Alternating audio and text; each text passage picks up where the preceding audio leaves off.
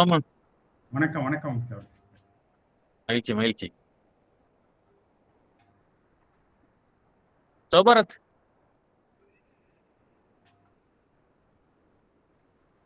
Sir வணக்கம் sir. ஒரே நிமிஷம் ரெக்கார்ட் ஸ்டார்ட் பண்ணிக்கிறேன். Okay, good good. வணக்கம், சௌபாரத், ஈரோடு மாவட்டம். மகிழ்ச்சி. கிரீன் அப்படின்றதுல ஒருத்தர் ஜாயின் பண்ணியிருக்காரு. கிரீன்.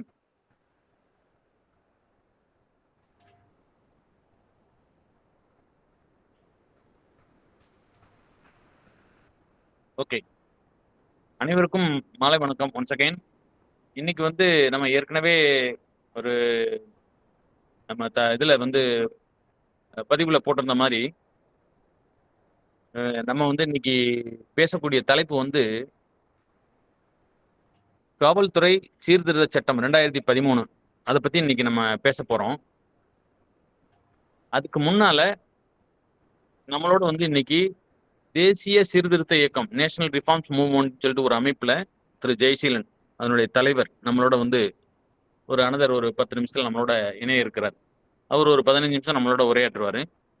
அதுக்கு பின்னால நாம வந்து இந்த காவல்துறை சீர்திருத்த சட்டம் இது எப்படி டெவலப் ஆச்சு, அதனுடைய செயல்பாடுகள், தமிழ்நாடு எந்த அளவுல அதை வந்து அந்த சட்டத்தை வந்து நம்ம இங்க வந்து செயல்படுத்திட்டு இருக்கோம் அப்படிங்கிறத பத்தி ஒரு நம்ம சிவகிருஷ்ணன் வந்து அதை இன்னைக்கு நம்மளுடைய எடுத்து கூறுவார். அதுக்கிடையில நம்ம இந்த மாண்பு மக்கள் இதனுடைய இணையதளத்தை பத்தி சில அப்டேட்ஸ் எல்லாம் கொடுத்திருக்காரு நம்ம நண்பர் சௌபாரத். அவரை வந்து நான் ஒரு 5 நிமிஷம் அந்த இணையதளத்தை என்னென்ன அவர் வந்து அப்டேட் பண்ணியிருக்காருன்றதை நான் பேச வைக்கிறேன். அதுக்கு முன்னால ஒரு முக்கியமான விஷயம், நாம எல்லாருமே வந்து ஏறக்குறைய வந்து பாத்தீங்கன்னா ஒரு 40 இருந்து 50 நபர்கள் வந்து இந்த வார கூடுதல்ல நம்ம கலந்துக்கிறோம். அந்த காலத்துல எல்லாம் நாம என்ன சொல்லுவோம் அப்படின்னா, அந்த பேனா நண்பர்கள் அப்படின்னு கேள்விப்பட்டிருப்போம். பென் ஃப்ரெண்ட்ஸ்னு சொல்லுவாங்க. அதாவது வந்து முன்ன பார்த்துருக்க மாட்டாங்க, போஸ்ட் கார்டில் எழுதி போட்டு அவங்களுக்குள்ள கம்யூனிகேஷனை ஷேர் பண்ணியிருப்பாங்க ஒரு 40-50 வருடங்களுக்கு முன்னாலாம். இன்னைக்கு அந்த கலாச்சாரம்லாம் போயிருச்சு. பேப்பர், பேனா, போஸ்ட் கார்டு எழுதுறதெல்லாம் போய் இன்னைக்கு சோசியல் மீடியா வந்துருச்சு. அதனால இப்ப வேற மாதிரியான ஒரு நம்ம வந்து நேருக்கு நேரா பார்த்துருக்க மாட்டோம். ஆனா அவங்களோட நம்ம தொடர்புல இருப்போம். நம்மளுடைய முகநூல் ஆகட்டும், அல்லது வந்து வாட்ஸ்அப் ஆகட்டும், இன்ஸ்டாகிராம் ஆகட்டும், யாரோ எது வேணாலும் இருக்கலாம். ஸோ இது வந்து அடுத்த டெவலப்மெண்ட். இப்ப அந்த வகையில நாம இந்த ஒரு அமைப்புல தொடர்பு பண்ணி ஒரு அமைப்பின் கீழே நாம எல்லாம் வாரம் கலந்து ஒரு சமூக நல நோக்கத்துக்காக நம்ம பேசுறதே, இதுல இருக்கிறவங்க பெரும்பாலான நபர்கள் வந்து இன்னும் நம்ம ஃபேஸ் டு ஃபேஸ் மீட் பண்ணல. இருந்தாலும் எல்லாருமே வந்து ஆஸ் இஃப் நம்ம எல்லாமே பக்கத்துல இருந்து பேசுற மாதிரி ஒரு ஒரு செயல்பாடை நம்ம செஞ்சிட்டு இருக்கோம். அந்த வகையில இந்த அமைப்புக்கு வந்து முழு ஒத்துழைப்பு கொடுத்து நம்மளை வந்து ஒரு இன்டகிரேட் பண்றதுக்கு ஒரு பிளாட்ஃபார்ம் அமைச்சு கொடுத்த நமது சௌபாரத் அவர்களுக்கு இந்த நேரத்துல எனது மனமார்ந்த பாராட்டுகள். இன்னும் சொல்ல போனா சௌபாரத்தை நான் இன்னும் நேரடியா நான் பார்க்கல, அவரும் என்னைய சந்திக்கல, நானும் அவரை சந்திக்கல, பெரும்பாலான நபர்கள் அப்கோர்ஸ். ஆனா இருந்தாலும் நம்மளுடைய இலக்கு நோக்கம் எல்லாம் ஒன்னா இருக்கிறதுனால எங்க ஒரு இடத்துல வந்து நம்ம அலைனாகி வேலை பார்த்துட்டு இருக்கோம். ஏறக்குறைய வந்து ஒரு மாத காலமாக அவர் வந்து இதுக்காக அவருடைய நேரத்தை செலவு செஞ்சு நம்மளுடைய இந்த மாண்புமிகு மக்கள் இணையதளத்தை வந்து எந்த ஒரு எதிர்பார்ப்பும் இல்லாம நோக்கம் நிறைவேறணும் அப்படிங்கிறதுக்காக வந்து இதை வந்து செஞ்சு கொடுத்துட்டு இருக்காரு. மனமார்ந்த பாராட்டுகள் இந்த நேரத்தில் நான் தெரிவிச்சுக்கிறேன். சௌபாரத் என்ன அப்டேட் பண்ணிருக்கீங்க அப்படிங்கறத வந்து நம்ம நண்பர்களுக்கு எல்லாம் சொல்லிருங்க முதல்ல.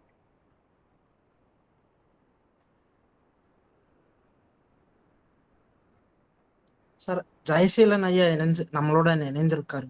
வந்துட்டாருங்களா? ஜெயசீலன் அவர்களை இந்த நேரத்தில் நம்ம வந்து நம்மளுடைய மாண்புமிகு மக்கள் சார்பா வந்து வரவேற்கின்றோம். வணக்கம் ஜெயசீலன் சார். சார் அவரை பின் பண்ணீங்கன்னா நல்லா இருக்கு. ஜெயசீலன் ஜெயச்சந்திரன் நான் பின் பண்ணிட்டேன் சார். பண்ணிட்டேன். Okay, good. ஜெயசீலன் சார் கேக்குதுங்களா? சார் மியூட்ல பேசுறீங்க, அன்மியூட் பண்ணிட்டு பேசுங்க.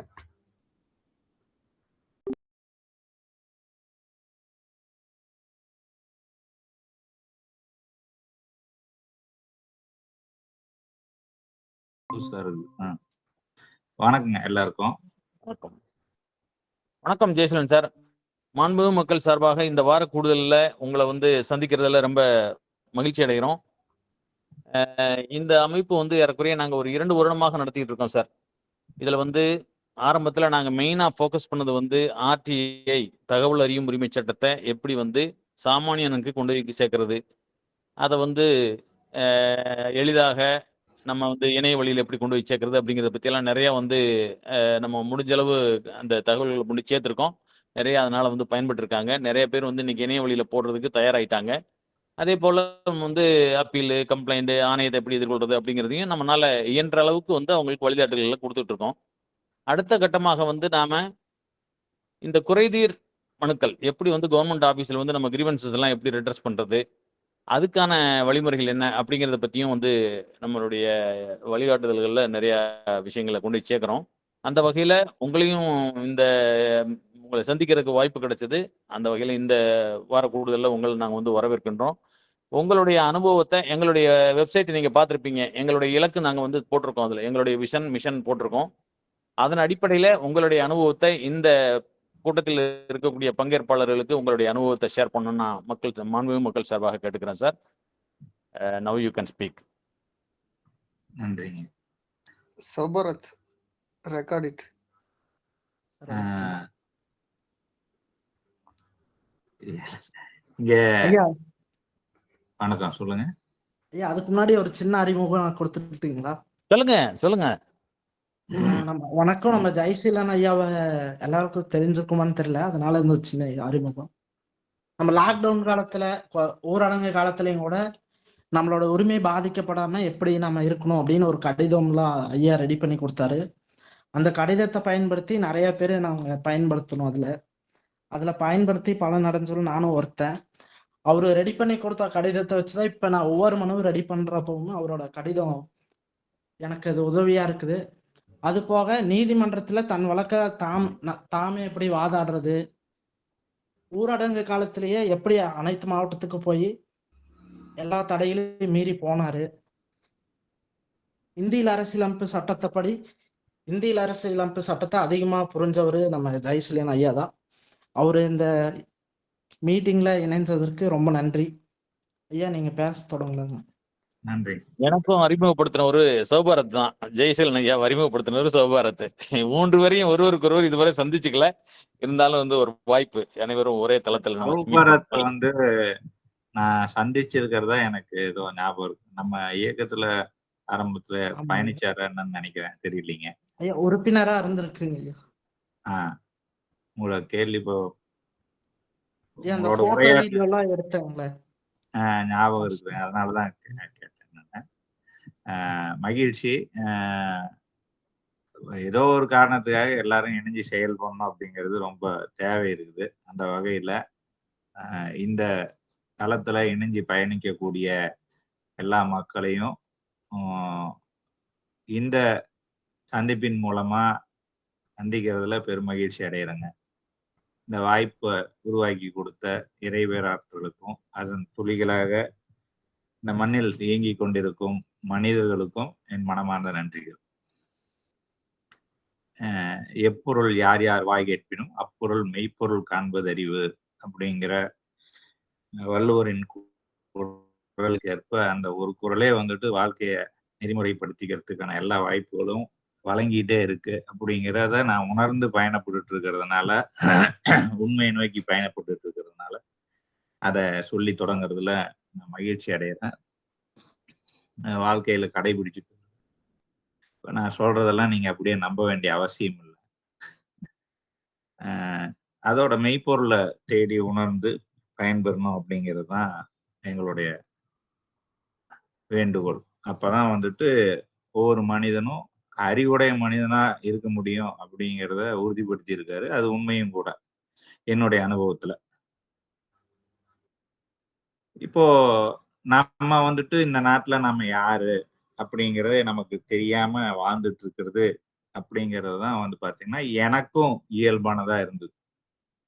எப்போ வரணும்னா இந்த 2020 கோவிட் லாக்டவுன் போட்டதுக்கு முன்னாடி வரலும் நானும் இந்த மாதிரி கிரீவன்ஸ் லெட்டர்ஸ் எல்லாம் எழுதும்போது நமக்கு தான் பள்ளிக்கூடத்துல சொல்லி கொடுத்துருக்கிறதான நம்ம செய்வோம். தாழ்மையுடன் குனிந்து பணிந்து வணங்கி படுத்து வேண்டி விரும்பி கேட்டுக்கொள்கிறோம்னு சொல்லி பிச்சைக்காரன மாதிரி லெட்டர் எழுதுறதுக்கு தான் சொல்லி கொடுத்துருக்காங்க. என்ன மாதிரி தான் நானும் எழுதியிருக்கேன் அதுக்கு முன்னாடி வரலும் கிரீவன்ஸ் லெட்டர் செல் பண்றதுக்காக. அப்புறம் இந்த லாக்டவுனுக்கு அப்புறம் தான் இந்த அரசாங்கம்ன்ற பேர்ல செயல்படக்கூடிய மனிதர்களும் இந்த காவல் ஊழியர்கள்னு செயல்படக்கூடிய மனிதர்களும் எதன் அடிப்படையில செயல்படுறாங்க, அவங்களுக்கு எப்படி இந்த மாதிரி எல்லாம் செயல்படுறதுக்கான அருகதை இருக்குது, உண்மையிலேயே அப்படி எல்லாம் செயல்பட முடியுமா அப்படின்ற கேள்வி ஒவ்வொரு செயல்பாட்டிலையும் வெளிப்பட்டுட்டே இருந்தது. அப்ப நாம ஒரு விஷயத்த தெரிஞ்சுக்கிட்டாதான் இதெல்லாம் வந்துட்டு சாத்தியம் இருக்கிறதுக்கு வாய்ப்பு இல்லை, இது வந்துட்டு ரொம்ப பெரிய உரிமை மீறலா இருக்கு அப்படின்னு தோணுது. ஆனா இந்த உரிமை மீறல்ங்கிறது எங்க இருக்குது, எப்படி அப்படின்றதெல்லாம் பார்க்கும்போது இவனுங்க சட்டப்படின்னு கதை விடுறாங்க. சரி, அந்த சட்டம் எங்கடா இருக்குன்னு வீட்டுல தான் உட்காந்துட்டு இருக்கோம், படிக்கிறோம். அதன் மூலமா இந்த நம்ம சொல்லாடல்கள் பயன்படுத்துறோம். இந்திய அரசியலமைப்பு சட்டம் அப்படின்னு அதை அப்படி பயன்படுத்த கூடாது. நானும் அந்த புரிதல் இல்லாதப்ப அப்படிதான் பயன்படுத்தினேன். இந்திய அரசமைப்பு சாசனம், அது சட்டம் இல்ல, சாசனம். சட்டம் என்பது வரையறுக்கப்பட்டது. அந்த வரையறுக்கப்பட்ட சட்ட பிரிவுகள், சட்ட வாக்கியங்கள் நீட்சி அடையாது. அதுக்கு அதை தாண்டி எந்த மீனிங்கும் கிடையாது சட்டங்கிறது. புரியுதுங்களா? ஆனா சாசனம் அப்படின்னு எதுக்காக இதை வச்சிருக்கோம்னா, அரசு அமைப்பு சாசனம். ஒரு நாட்டை இப்படித்தான் வழி நடத்தணும் அப்படின்னு எழுதப்பட்ட முதல் அடிப்படையான சாசனம் அது. ஏன் அதை சாசனம் சொன்னாங்கன்னா, அதுக்கு முன்னாடி வரலும் பிரிட்டிஷ் காலனி ஆதிக்கத்துல இந்திய நாடும் இந்திய மக்களும் வாழ்ந்துட்டு வந்தாங்க. சுதந்திரத்துக்கு அப்புறம் அந்த சட்டங்கள் நடைமுறையை பயன்படுத்துறதுக்கு சுதந்திரம் அடைஞ்சதுக்கு அப்புறம் பிரிட்டிஷ் காலனித்துவத்தினுடைய அடிப்படையில சுதந்திரமா இயங்க முடியாது, அதே சட்டத்தை வச்சுட்டு நாம பயன்படுத்த முடியாது. ஆனா அந்த சட்டம் நடைமுறையில நாம செயல்படுத்துறதுக்கு தேவையான அளவுக்கு பயன்படுத்திக்கலாம். அது எந்த அளவுக்கு பயன்படுத்தலான்றதெல்லாம் டிஃபைன் பண்ணாங்க. என்னன்னா, இங்க நம்ம உரிமைகள் தான் ஒரு அரசமைப்பு சாசனத்துல மேலோங்குனது. எதுனா, எல்லா குடியரசு நாட்டிலையும் குடிகள் தான் அரசர்கள். குடின்னா மக்கள், மக்கள் தான் அரசர்களா இருப்பாங்க. அப்ப சுதந்திரத்துக்கு அப்புறம் இந்த நாடு குடியரசு நாடா மாறுது. எப்போ மாறுது அப்படின்னா, இந்த அரசமைப்பு சாசனத்தை இயற்றி அமல்படுத்தினதுக்கு அப்புறம் தான் மாறுது. அதனாலதான் சுதந்திர தினம் 1947, 1950 இது குடியரசு தினம். சரிங்களா? 1949 நவம்பர் 26 இருந்து அமல்படுத்தப்படுது. ஸோ நவம்பருக்கு அப்புறம் ஜனவரி 26 அன்னைக்கு வந்து பாத்தீங்கன்னா அந்த ப்ராசஸ் முடிச்சு சிக்னேச்சர் ஆகி அதை மக்களுக்கு அறிவிக்கிறாங்க. நான் அமல்படுத்தப்பட்டது நவம்பர் 26 அமல்படுத்தப்பட்டாச்சு. ஸோ அந்த குடியரசு அப்படின்ற தினத்தை கொண்டாடுறதுக்கு காரணமே இந்த அரசமைப்பு சாசனம் உருவாக்குனதுதான். அதுல இந்த நாட்டினுடைய மக்கள் ஒவ்வொருவரும் அவர்களுடைய அடிப்படை உரிமைகள், பிறப்பால குறைக்கவே முடியாத, யாராலையும் குறைக்க முடியாத உரிமைகளை ஒவ்வொரு மனிதனும் பெற்றிருக்கிறான். அப்படியான அடிப்படை உரிமைகள் என்னென்ன, அந்த உரிமைகளை மீறவோ குறைக்கவோ செய்யக்கூடிய எந்த சட்டங்களும் உத்தரவுகளும் எந்த வகையான செயல்பாடுகளும் எழுத்து வடிவிலோ சொல் வடிவிலோ இருக்கவே முடியாது அப்படின்னு சொல்லிதான் ஆரம்பிக்கிறாங்க. அந்த உரிமைகள் என்னென்ன இருக்குங்கிறது ஆர்டிகிள் பார்ட் 3ல ஆர்டிகிள் 13 தான் அது சொல்லுது.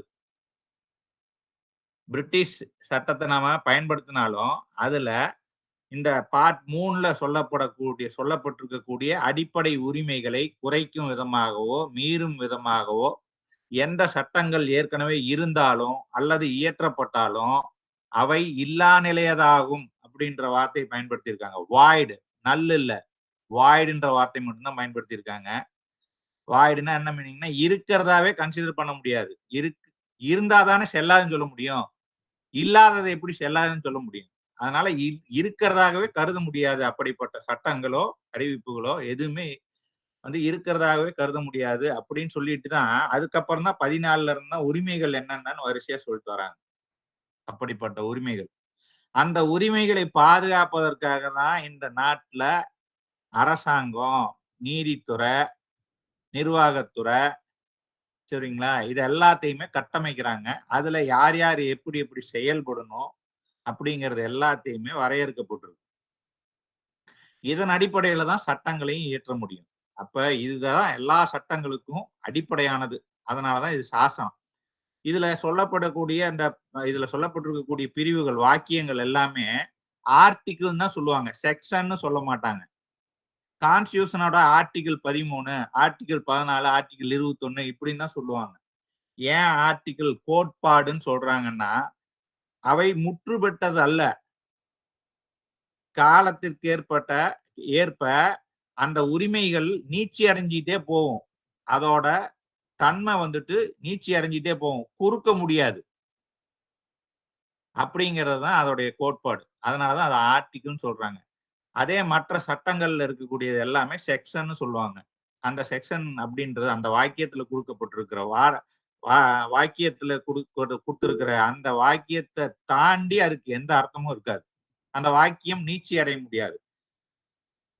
ஆனா இது நீட்சி அடையக்கூடியது, மாற்றம் அடையக்கூடியது இல்ல, நீட்சி அடையக்கூடியது, எலாபரேட்டட், எக்ஸ்பாண்டட் அப்படிங்கிறதுதான். ஒரு உதாரணத்துக்கு சொல்றேன். Article 21 life and personal liberty அப்படின்னு சொல்லியிருப்பாங்க. To protect life and personal liberty, article 21 இருக்கிறதுலே மிகப்பெரிய ஆர்டிகிளே இதுதான். ஆனா அதுல இருக்கிறதே பாதி லைன் தான் இருக்கும். இந்த ஆர்டிகிள் 21க்கு மட்டுமே பல ஆயிரக்கணக்கான பக்கங்கள் கொண்ட தீர்ப்புகளை அரசமைப்பு சாசன அமர்வு நீதிமன்றங்கள் உறுதி செய்திருக்கு. எதெல்லாம் லைஃப், எதெல்லாம் லிபர்ட்டி, பர்சனல் லிபர்ட்டி அப்படிங்கிறது. வெறும் இந்த பிரைவசி ரைட்ஸ், அதாவது இந்த ஆதார் கார்டு சம்பந்தமா மட்டுமே பாத்தீங்கன்னா 1400 சில்லற பக்கங்களுக்கு தீர்ப்பு வழங்கப்பட்டிருக்கு. இது கான்ஸ்டிடியூஷன் பெஞ்ச் அப்படின்னா பாத்தீங்கன்னா மோர் தேன் 5 ஜட்ஜஸ் இருக்கக்கூடிய சுப்ரீம் கோர்ட் அமர்வுல தான் வந்து இதெல்லாம் முடிவு பண்ணுவாங்க. ஸோ அப்படி முடிவு செய்யப்பட்ட இந்த தீர்ப்புகள் எல்லாமே வந்து பாத்தீங்கன்னா அந்த காலத்துல இருந்து எழுதப்பட்டது எல்லாமே ரொம்ப சிறப்பா எழுதி அதை உறுதிப்படுத்தி இருக்காங்க. அப்படியான உரிமைகள் மறுக்கப்பட்டு இருக்கிறது ஒவ்வொரு நாளும். யாரால குறைக்கப்படுது, யாரால மீறப்படுதுன்னா அரசாங்கம், அரசாங்கத்தின் கருவிகளாக செயல்படக்கூடிய மக்கள் ஊழியர்கள். நல்லா கவனிக்கணுங்க. பப்ளிக் அப்படின்னா யாருங்க? நாம. பப்ளிக்கு சர்வெண்ட், பப்ளிக் சர்வெண்ட். அதனாலதான் பப்ளிக் சர்வெண்ட். அவனை பாருங்க, நம்மள சிட்டிசன் சொல்லுவானுங்க, அவனை பப்ளிக் சர்வெண்ட் சொல்லுவானுங்க, நம்மள பப்ளிக்னு சொல்றாங்க. ஆனா அவன் என்னன்னு சொல்லிட்டு இருக்கிறானுங்க, எழுதும் போது எல்லாமே கவர்மெண்ட் சர்வெண்ட்னு எழுதுவானுங்க. கவர்மெண்ட் சர்வெண்ட்ன்ற ஒரு சொல்லாடலே எங்கேயும் கிடையாது அரசமைப்பு சாசனத்துல. பப்ளிக் சர்வெண்ட் தான். அவன் மக்களோட பணியாளர். மக்கள்ல ஒரு சிலர் மக்களோட பணியாளர்களா அவங்க பொறுப்பேற்றுக்கிறாங்க கூடுதலா. அப்ப இங்க மக்கள் தான் ராஜா, குடியரசான இந்த உரிமைகள் பாதுகாக்கப்பட்ட ராஜாவா மக்கள் ஒவ்வொருத்தருக்காங்க. அப்ப மாண்புமிகு மக்களுக்கு நடுவுல மாண்புமிகு குடியரசர் ஒருவர் உரையாற்றி கொண்டிருக்கிறார். நான் ஒரு மாண்புமிகு குடியரசன், இங்க நான் ராஜா அப்படின்னு நான் பிரகடனப்படுத்தி இருக்கிறேன். இந்தியாவில் பிறக்கக்கூடிய ஒவ்வொரு குழந்தையும், இந்தியன் சிட்டிசன் ஒவ்வொருத்தரும் மாண்புமிகு குடியரசர் தான். நான் என்னுடைய கடிதங்கள் எல்லாத்திலையுமே மாண்புமிகு இந்திய குடியரசர்னு போட்டுதான் கையெழுத்து போடுறேன். கடிதங்கள்ல மட்டும் இல்ல, நாங்க தாக்கல் செய்யற வழக்குகள்லயும் அதே தான் போடுறாங்க. நான் அக்யூஸ்டா அப்பியர் ஆகிற வழக்குலையும் நான் மாண்புமிகு இந்திய குடியரசர்னு போட்டுதான் பதில் மனுவே தாக்கல் பண்ணுவேன். என்ன மேலையும் கேஸ் போடுறாங்க, போட்டு நடத்த முடியாம முட்டடிச்சுட்டு ஓடி இருக்கிறாங்க. ஸோ அந்த கேஸ்லயும் நான் எழுதும் போது நான் கம்பீரமா நான் அரசன்னு குறிப்பிட்டு தான் நான் வந்துட்டு கையெழுத்து போட்டு வழக்கு மனுக்களை தாக்கல் பண்றேன். அந்த மாதிரி ஒவ்வொருத்தரும் இந்த நாட்டோட ராஜாவா செயல்படணும். ராஜாவில இருந்து கூடுதலா பொறுப்பேற்றுக்கக்கூடிய பணியாளர்கள் கூடுதல் பொறுப்போடையும் கவனத்தோடையும் செயல்பட்டா இரட்டை மதிப்போட அவங்கள நம்ம நடத்தலாம் அப்படிங்கிற விஷயத்தை தான் நம்ம முதல்ல ஒரு புத்தகம் எழுதியிருக்கேங்க. அந்த புத்தகம் வந்து பாத்தீங்கன்னா மாண்புமிகு இந்திய குடியரசர்கள் அப்படின்ற தலைப்புல புகார் கடிதம் எழுதும் கலை அப்படின்ற பாகம் 1ல வந்துட்டு ஒரு புத்தகம் எழுதி வெளியிட்டு இருக்குங்க. புகார் கடிதம் அப்படின்னா என்னன்னா கிரீவன்ஸ் லெட்டரு அல்லது கம்ப்ளைண்ட் லெட்டர். அதாவது மன்னர்களுக்கு இருக்கும் குறைய பணியாளர்களுக்கு சொல்ற கடிதம். அந்த கடிதம் எப்படி இருக்கணும்? ராஜா வந்துட்டு சர்வெண்ட் கிட்ட எப்படி சொல்லுவாரு? கமாண்டிங்கா சொல்லுவாரா? பிச்சைக்கார மாதிரி கேட்பாரா?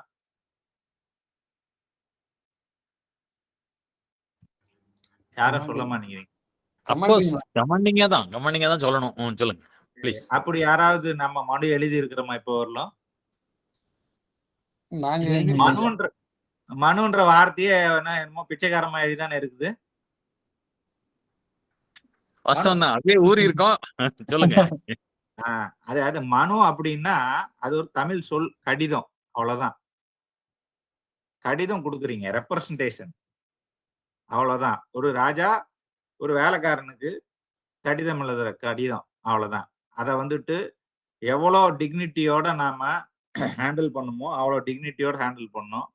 நாம கம்பீரமா இருந்தோம் அப்படின்னம்னா நம்ம வேலைக்காரன் ஆட்டோமேட்டிக்கா வேலைக்காரன் புரிஞ்சுக்குவோம். நாம ராஜாவா நடந்துட்டோம்னா வேலைக்காரங்கிட்ட போய் நாம வந்துட்டு நீ என் வேலைக்காரன் சொல்ல வேண்டிய அவசியமே இல்லை. இங்க பிரச்சனையே நாம ராஜா மாதிரி நடந்துக்காதனாலதான் வேலைக்காரன் நமக்கு அதிகாரி ஆயிட்டான். இங்க அதிகாரிங்கிறது வந்து பாத்தீங்கன்னா மக்கள் தான் அதிகாரி, நான் தான் அதிகாரி. என்கிட்ட ஒரே ஒரு ஆளு யார் இருந்தாலும் சரி என்கிட்ட அதிகாரின்னு சொன்னா சிக்கிக்குவான். இப்படி சிக்கிட்டு ஐஏஎஸ் ஐபிஎஸ் ஆளுங்க நிறைய பேர் அவங்க ஆளுங்க முன்னாடியே அசிங்கப்பட்டு போயிருக்கிறாங்க. சபையிலேயே வச்சு டவுசர் கிழிச்சு விடுவேன். யார் அதிகாரின்னு சொல்றீங்க, யார் அதிகாரின்னு சொல்றீங்கன்னு கேட்பேன். அவங்க சொல்லுவாங்க அவர் அதிகாரி இவர் அதிகாரி நான் அதிகாரி அப்படிங்கிற மாதிரி. இங்க நீ உனக்கு சபார்டினேட்டுக்கு நீ வந்துட்டு ஹையர் அபிஷியலா இருக்கலாம். உங்க எல்லாருக்கும் நான் தான் அதிகாரி அப்படின்னு சொல்லிடுறேன் ஒரே வார்த்தையில. நாங்க தான் அதிகாரி இல்ல, நான் தான் அதிகாரி. அது சீஃப் மினிஸ்டரா இருந்தாலும் சரி, பிரைம் மினிஸ்டரா இருந்தாலும் சரி, அவனுக்கும் சேர்த்து நான் தான் அதிகாரி. கவர்னரா இருந்தாலும் சரி, கலெக்டரா இருந்தாலும் சரி, அவனுக்கும் நான் தான் அதிகாரி. இங்க எல்லாம் இவங்க ஆபீஸ் எல்லாம் போனா அவனுங்க ஆபீஸ் இல்ல, அவனுங்க வேலை செய்யறதுக்காக நான் கொடுத்துருக்கிற என்னோட ஆபீஸ். அவன் பெருசா சேர் போட்டு உட்கார்ந்துட்டு இருக்கிறான் அப்படின்னா அவன் வந்துட்டு அவனோட ஆளுமையில இருக்குன்னு இல்ல, என்னோட ஆளுமையில அவன் வேலை செஞ்சுட்டு இருக்கிறான்.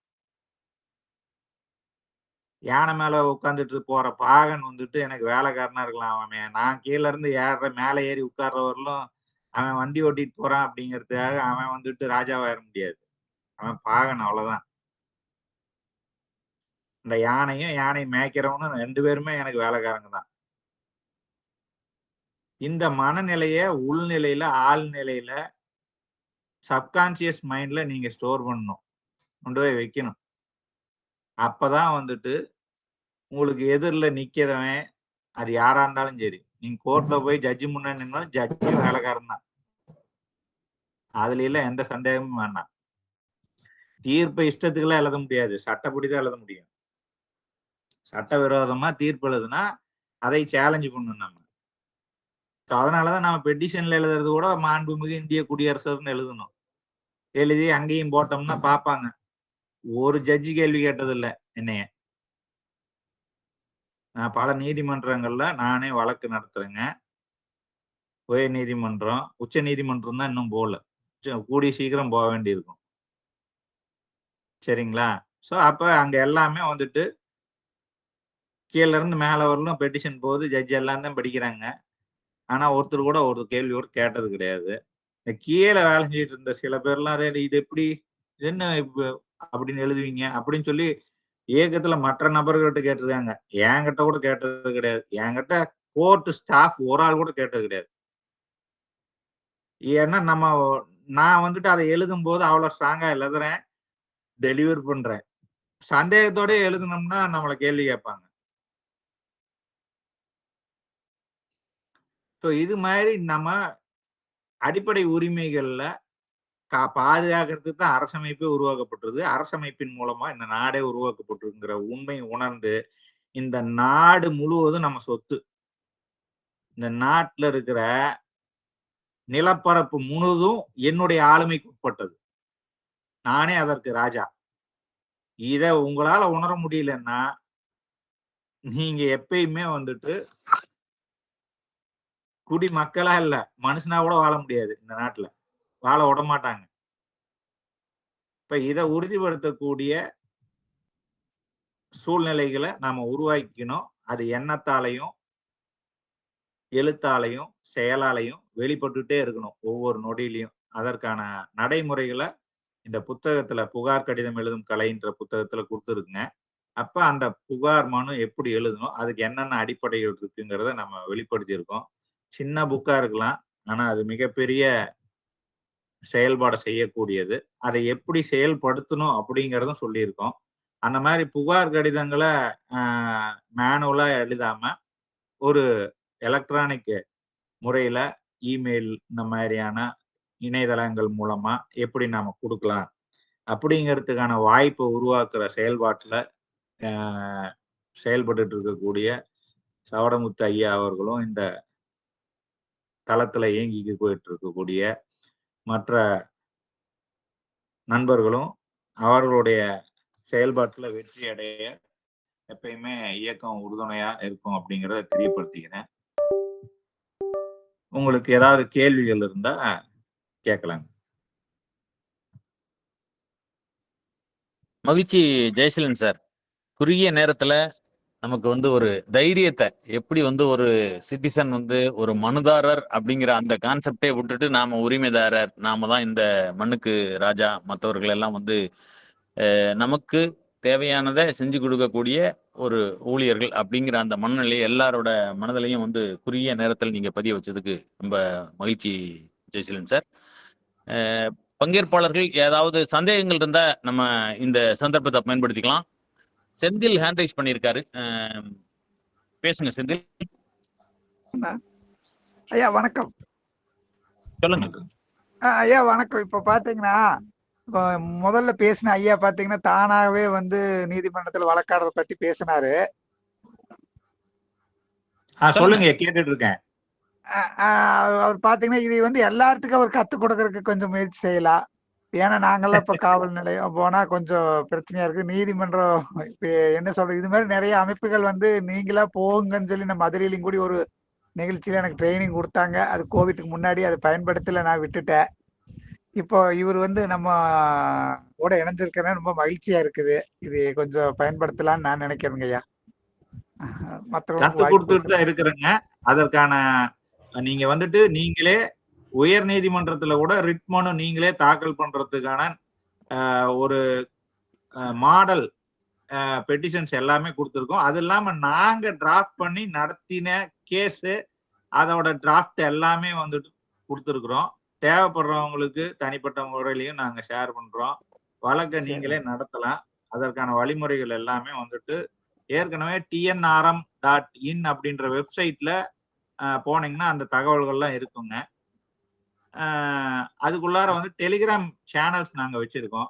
TNRM legal letters, TNRM legal lessons அப்படின்ற இதுல, அப்புறம் தி நேஷனல் ரெஃபார்ம் மூவ்மெண்ட்ன்ற சேனல், இதெல்லாம் இருக்கு. இதுல எல்லாமே வந்துட்டு வெளிப்படையா நாங்க இந்த 6 ஆண்டு காலத்துல நாங்க என்னென்ன கடிதங்கள் எழுதியிருக்கோம், என்னென்ன வழக்குகள் தொடுத்திருக்கோம், அதுல என்னென்ன ரிசல்ட்ஸ் கிடைச்சிருக்குங்கிறது எல்லாமே நாங்க வெளிப்படையா பகிர்ந்து இருக்கிறோம். நன்றிங்க ஐயா. இப்ப உங்க பேரு குரூப்ல போட்டுருங்க ஐயா, நான் உங்களை தொடர்பு கொள்றேன். என்னுடைய பெயர் ஜெயசீலனுங்க. தேசிய சீர்திருத்த இயக்கம் அப்படிங்கிறது எங்களுடைய இயக்கத்தின் பெயரு. முதல்ல நம்மளை பற்றிய உரிமைகளை நாம உணரல அப்படின்னா, நம்ம உடல் தான் நமக்கு பிரதானம் இல்லையா? ஆமாங்க ஐயா. நம்ம உடல் பற்றிய அடிப்படை உரிமையே நமக்கு புரியலன்னா மற்றத பத்தி நமக்கு சொத்து பத்து இல்ல வேற நடந்து போற பயணம் போறது இத பத்தி எல்லாம் எப்படி நமக்கு புரியும்? ஆமா ஆமா கரெக்ட் தாங்க. மற்ற சொத்துக்கள் பத்தி இந்த நாட்டுல இருக்கக்கூடிய வளங்களோட மேல இருக்கிற உரிமை பத்தி நமக்கு எப்படி புரியும்? புரியாதுங்க ஐயா. அப்ப நம்ம உடல் மேல இருக்கிற ஆளுமையே நாம வந்துட்டு கட்டி காப்பாத்திக்கல, இன்னொருத்தன் நம்ம வந்துட்டு சீன்றான் நம்ம உரிமையில தலையிடுறான் அப்படின்னாவே அதை தடுக்கிறதுக்கே நமக்கு கையாளாகலன்னா நாம எங்க ஆமா. போய் வந்து மலையை தூக்கிட்டு போறவன், ஆத்து தூக்கிட்டு போறவன், ஏரியை காணாம ஆக்குறவன் எல்லாம் எங்க போய் நம்ம தடுக்க முடியும்? முடியாதுங்க ஐயா, வாய்ப்புகள் முடியாது. ஊரடங்கு உத்தரவு போட்டப்ப எந்த அமைப்பாவது மனித உரிமை அமைப்போ இல்ல எந்த சங்கமாவது ஊரடங்கு தப்பு, ஊரடங்கு சட்டவிரோதமானது, ஊரடங்கு போடுறதுக்கு எவனுக்கும் யோகிதே இல்ல, இந்த ஊரடங்குல சட்டவிரோதமானதுன்னு எந்த அமைப்புமே கேள்வி கேட்கலையே. சரிங்க ஐயா. ஏதாவது அமைப்பு கேள்வி கேட்டுச்சீங்களா? தேசிய சீர்திருத்த இயக்கத்தை தவிர. சரிங்க. இல்ல இது வரைக்கும் நான் கேள்விப்படவே இல்லை. தேசிய சீர்திருத்த இயக்கம் 2020 இருந்து சரி. திறமா இன்னைக்கு வரலும் ஃபைட் பண்ணுதுங்க.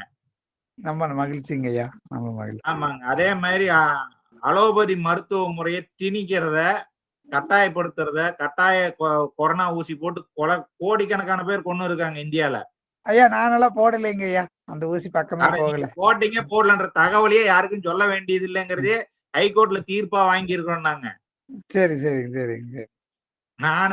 நான் தனிப்பட்ட முறையில வாதாடி தீர்ப்பாவே ஆமாங்க அது ரகசிய தகவல் தான், யாருக்கும் சொல்ல வேண்டியது இல்லைன்னு சொல்றாங்க.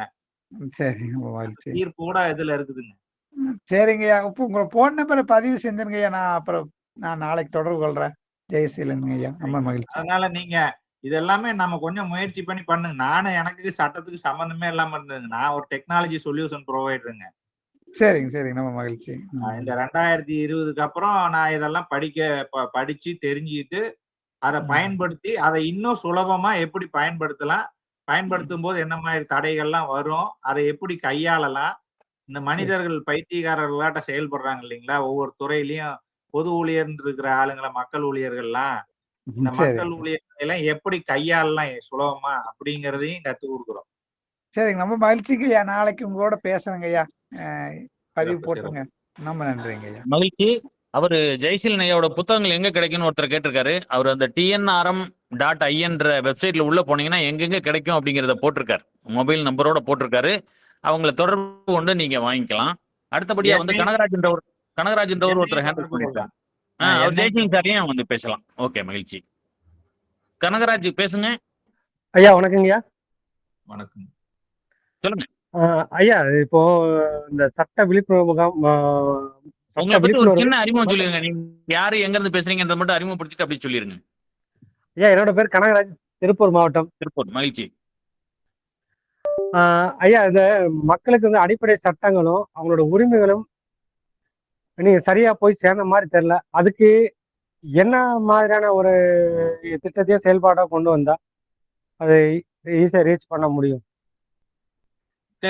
சுயமா படிக்கணும். இப்ப கொஞ்சம் பாருங்க, உங்களை வந்து நீங்க உங்க வீட்டுல நின்றுட்டு இருக்கிறீங்க, நீங்க நிக்க கூடாதுடா, வெளியில போ, இந்த வீட்டுல நீ இருக்க கூடாது அப்படின்னு யாராவது சொன்னா உங்களுக்கு கொஞ்சம் உரைக்குமா உரைக்காதா? என் வீட்டுல நான் இருக்கக்கூடாதுன்னு சொல்றதுக்கு நீ யாரான்னு கேள்வி கேட்பீங்களா, கேட்க மாட்டீங்களா? கேட்பங்க. ஆனா யாருமே கேட்கலையே, உங்களையில வீட்டுல அடைச்சு வச்சாங்களே 2 வருஷத்துக்கு, தெருவுல போக கூடாதுன்னாங்களே, அப்ப யாருமே கேட்கலையா? அப்ப வந்துட்டு ஏதோ சொத்துன்னா உடலை விட பெரிய சொத்து இந்த உலகத்துல வேற எதுவுமே இல்லை. பிரைமரி அசெட் பாடி தான். இப்ப இந்த உடல் சார்ந்த உரிமையை பற்றி கத்துக்கிட்டு நாம கொஞ்சம் சொரணையோட இருந்தோம் அப்படின்னம்னா நாம வந்துட்டு சிறப்பா கத்துக்கலாங்க. கத்துக்கிறதுக்கு தடையே இல்லை. எனக்கு பாருங்க, நான் கத்துக்கிறது யாரும் வந்து கத்து கொடுக்கல, எல்லாமே இருக்குது இங்க இணையதளத்திலேயே இருக்குது. எடுத்து வச்சு படிக்கணும். நீங்க தேடல் மட்டும் இருக்கணும், உறுதியா இருந்தா அது சார்ந்து படிக்கலாம். அப்ப அவ்வளோ தூரம் தொலை படிக்க வேண்டாம், அதை சுலபமா படிச்சு எதுக்கு எப்படி பயன்படுத்திக்கணும், டிக்ஷனரி மாதிரி பயன்படுத்தலாங்க சட்டத்தை.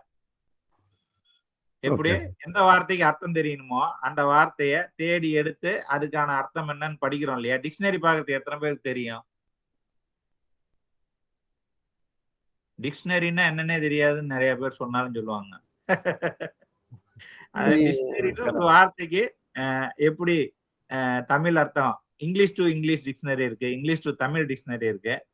ஸோ அதுல அந்த வார்த்தைக்கு என்ன பொருள் அப்படின்னு தேடி பார்த்து தெரிஞ்சுக்கிறதுக்கான வாய்ப்பு எப்படி சுலபமானதோ அதே மாதிரி வந்துட்டு சட்டம் அப்படிங்கிறத நம்ம வாழ்க்கைக்கு நமக்கு ஏற்படக்கூடிய பிரச்சனைக்கு பயன்படுத்துறதுக்கு ரொம்ப சுலபமா பயன்படுத்த முடியும். மகிழ்ச்சி. அப்படி நன்றிங்க. மோகன்ற ஒரு ஹேண்ட் ரைஸ் பண்ணிருக்காரு. மோகன் ப்ளீஸ். சார் வணக்கம் சார். வணக்கங்க சார் வணக்கம் சார். நல்லா இருக்கீங்களா சார்? நல்லா இருக்கேங்க. நல்லா இருக்கு. நீங்க நான் நல்லா உங்களோட இருக்கீங்களா? 2 3 டைம் பேசியிருக்கேங்க சார். நல்லா இருக்கேங்க சார். நம்மளை நேர்ல உங்களை சந்திக்க முடியலைங்க சார். சார் சந்திச்சிடலாங்க. இந்த சில இறைவன் அருள் இருந்தா எல்லாரும் ஒரு நாள் நேர்ல சந்திக்கலாம். நன்றிங்க ஐயா. நிறைய விஷயங்கள் வந்து ஒரு நேர்ல பேசுறப்போ, சில ஸ்டேஷன்ல வந்து சில விஷயங்கள் பேசுறப்போ, அந்த அவங்க அதிகாரி தோரணையில பேசுறப்போ நம்ம ஒரு பொய்யான தகவல் சொல்றாங்க. இப்போ வெஹிக்கிள் செக் பண்றப்போ கம்பல்சரியா ஆதார் கார்டு வாங்கி தான் கொடுப்பேன். ஏதோ டிஜிபி ஏதோ ஆர்டர் போட்டிருக்காங்க, ஆர்டர் காப்பி கொடுத்துட்டா ஆமா போட்டிருக்காங்க அப்படின்னு சொல்றாங்க ஐயா. அந்த நேரத்துல நம்ம இதை பத்தி நம்ம ரெக்கார்டும் பண்ண முடியல. ஏதோ பேசுறப்போ ஃப்ளோல இதெல்லாம் கேட்கறப்போ ஒவ்வொன்றையும் ரெக்கார்ட் பண்ண முடியலைங்க ஐயா. இந்த மாதிரி விஷயத்துல எப்படிங்க ஹேண்டில் பண்றதுங்க இல்ல எதுல அந்த மாதிரி கேக்குறாங்க ஐயா? இப்போ ஒரு ஐயா ஒரு ஆஹ், ஐயா ஒரு நைட் 8:30 மணி 9 மணிக்கு மேல எங்கேயாச்சும் வெஹிக்கிள் செக் பண்றாங்க ஐயா. 2 வீலர் 4 வீலர். ஓகே. நம்மகிட்ட சரியான ஆவணங்கள் இருந்தாலும் எம் பரிவாகன் இருந்தாலும் அதை நான் அக்செப்ட் பண்ணிக்க மாட்டேன், நீங்க பிசிக்கல் காப்பி தான் கொடுக்கணும் அப்படின்னு சொல்லிட்டு சில அதிகாரிகள் வந்து. அதிகாரி எல்லாம் யாரும் இல்லைங்க. இங்க பாருங்க நீங்க போலீஸ்காரர் சொல்றீங்களா? ஆமாங்க ஐயா. போலீஸ்காரர் அதிகாரி இல்லைங்க, வேலைக்காரரு. அந்த வேலைக்காரர் இந்த மாதிரி பண்றாங்க ஐயா. இதை எப்படிங்க ஹேண்டில் பண்றது? அதாங்க வேலைக்காரரு கேட்டாருன்னா சரி. நம்ம முதல்ல இப்ப பாருங்க, போலீஸ்னா என்ன நீங்க நினைச்சுக்கிறீங்க? நீங்க பார்த்த உடனே அவங்கள வந்துட்டு பயப்படுறது, சரி. அவங்கள பார்த்தா ஒரு வந்துட்டு ஒரு மாதிரி அட்டென்ஷன் ஆகுறது, இதெல்லாம் வந்துட்டு உங்களுக்கு ஏன் வருது? அவங்க ஒரு யூனிஃபார்ம் போட்டுட்டு இருக்காங்க எல்லாம் ஒரு கும்பலா. ஐயா இது பிரிட்டிஷ் நம்ம கொடுத்து போனதுங்க ஐயா. அட இருங்க, ஒரு யூனிஃபார்ம் போட்டுட்டு இருக்காங்க. ஆமா. அவங்க எல்லாம் பயிற்சி பெற்றவர்கள், அவங்க ஆமா. வந்துட்டு அதிகாரம் பெற்றவர்கள் இப்படின்னு நம்பிட்டு இருக்கிறீங்க. ஆமா. அந்த நம்பிக்கை தான் உங்களை வந்துட்டு அவங்களுக்கு வந்துட்டு கட்டுப்பட வைக்குது. சரிங்க. புரியுதுங்களா? அவங்க மேல பயத்தை ஏற்படுத்துது. அப்ப நீங்க என்ன பண்ணணும் அப்படின்னா, நீங்க என்ன நினைச்சீங்க? நான் ஒரு சாதாரண ஆளு, தனி மனிதன் இப்படி நினைச்சுக்கிறீங்க. நான் தானே ராஜா அப்படின்ற நினைப்பு எப்போ வரும் உங்களுக்கு? சட்டத்தின் பற்றிய அடிப்படை புரிதல் ஏற்படும் போது மட்டும்தான் வரும். சரிங்க. அப்ப எதையோ நம்ம தினம் படிக்கிறோம். அப்ப அடிப்படை சட்டம் என்ன, அடிப்படை உரிமைன்னா என்ன அப்படிங்கறத அரசமைப்பு சாசனத்துல போய் எப்ப படிக்க போறோம்? அப்ப இந்த மாதிரியான சில அடிப்படையான விஷயங்கள் நாம கத்துக்கிறோம் அப்படின்னம்னா, அப்ப ஆப்போசிட்ல வேலைக்காரங்களுக்கு என்ன வேலை, ஒரு போலீஸுக்கு என்ன வேலை? போலீஸ் நீங்க போகும்போது வந்துட்டு உங்களை ஒரு இடத்துல நிறுத்தி விசாரிக்கிறது அப்படிங்கிறது இஷ்டத்துக்கெல்லாம் நிறுத்தில விசாரிக்க முடியாது. சரிங்க. அப்படி நிறுத்தி நீங்க போறத தடுத்து நிறுத்தி விசாரணைன்ற பேர்ல உங்களை தடுத்து நிறுத்தி உங்களுடைய நேரத்தை வீணடிக்கிறாங்கன்னா அதுவே குற்றம் அப்படின்னு சட்டம் சொல்லுது. சரிங்க. வெஹிக்கிள் செக் பண்றது அப்படிங்கிறது. ஆமாங்க. நீங்க பாருங்க, டிராபிக் வயலேஷன் சொல்லிட்டு நின்னுட்டு எங்க வேணாலும் நடு ரோட்ல ரோட்டோரத்துல திருடனை பிடிக்கிற மாதிரி நின்னுட்டு பிடிச்சிட்டு இருக்கிறாங்கல்ல, ஆமாங்க. அதெல்லாமே குற்றங்க. அப்படி எல்லாம் பிடிக்க முடியாது. இதெல்லாம் நமக்கு தெரியல. நம்ம தெரிஞ்சுக்கிட்டோம்னா நாம அதை பேசும்போது எப்படி பேசணும், அவங்க எப்படி ஒரு யூனிஃபார்ம் வச்சுட்டாங்களா, ஒரு பேக்ரவுண்ட் போலீஸ் டிபார்ட்மெண்ட் நாங்க அப்படின்றாங்கல்ல, அந்த மாதிரி நம்ம ஒரு கூட்டமைப்பா இருக்கிறோம் அப்படிங்கறது வெளிப்படுத்தணும். யாரு நம்மளாம் கூட்டமைப்பு? தேசிய சீர்திருத்த இயக்கம் இருக்கு இல்லைங்களா? இதுல எத்தனை பேர் உறுப்பினர்கள் இருப்பாங்கன்னு நினைக்கிறீங்க? ஒரு 10 பேர் 5 பேர். அந்த இயக்கத்துல 10 பேர் 5 பேர் இருப்பாங்கன்னு நினைச்சிட்டு இருக்கீங்க. இந்த இயக்கத்துல உறுப்பினர் வந்து பாத்தீங்கன்னா 800 கோடி சில்லற உறுப்பினர்கள் இருக்காங்க. மகிழ்ச்சி மகிழ்ச்சி. நன்றி. இந்த உலகத்துல மனிதராக பிறந்த ஒரு அனைவருமே இந்த இயக்கத்தினுடைய உறுப்பினர்கள்னு சொல்லி பிரகடனப்படுத்தி இருக்கோம். நன்றி. நன்றி. சரிங்களா? சரிங்க. அப்ப நீங்க உறுப்பினரா இல்லையா? ஐயா உறுப்பினர் தாங்க ஐயா. ஏன்னா நீங்க இப்போ தமிழ்நாடு முழுக்க தேசிய சீர்திருத்த இயக்கம் அப்படின்ற பேரை சொல்லிட்டு நீங்க நாங்க அந்த இயக்கத்துல அமைப்புல வந்துட்டு உறுப்பினரா இருக்கிறோம். அந்த அமைப்புல வந்து நானு வந்துட்டு ஒரு பொறுப்பாளரா இருக்கேன். நான் தான் அந்த இயக்கத்தோட மாவட்ட தலைவரு அப்படின்னு சொல்லிட்டு பேசி பாருங்க. உங்ககிட்ட பேசுற தோரணையே மாறி போயிரும். ஏன்னா நாங்க இந்த 6 வருஷத்துல அடின்னு அடிச்சிருக்கிறதே சரி. போலீஸையும் ஸ்டேட் சென்ட்ரல் கவர்மெண்ட்டையும் அடிச்சிருக்கிறோம். எங்க வழக்கு எல்லாமே உங்களுக்கு எதிரானதுதான். குற்ற வழக்குகள் பெரும்பாலும். ஐயா லாக்டவுன் போட்ட 700 சில்லற கலெக்டர் மேலயும் கிரிமினல் கேஸ் போடணும் அப்படின்னு சொல்லிட்டு பெட்டிஷன் போட்டோம் நாங்க. லாக்டவுன் டைம்லயே. சரிங்க. அவங்க எல்லாமே தண்டனைக்குரிய கிரிமினல் குற்றவாளிங்க தான். இந்தியா முழுக்க இருக்க எல்லா கலெக்டருமே லாக்டவுன் பீரியட்ல ஒர்க் பண்ணவங்க, லாக்டவுனை இம்போஸ் பண்ணவங்க. சோ அப்ப உங்களுடைய நாலேஜ் தான் வந்துட்டு உங்களை உறுதியான மனிதனா மாற்றும். நீங்க ஒரு ப்ரொஃபஷனல் செய்யறீங்க, ஒரு தொழில் செய்யறீங்க, ஒரு வேலைக்கு போறீங்கன்னா அந்த வேலை வந்துட்டு சிறப்பா அமையறதுக்கு எது காரணமா இருக்குது? என்னோட ஸ்கில்லுங்க.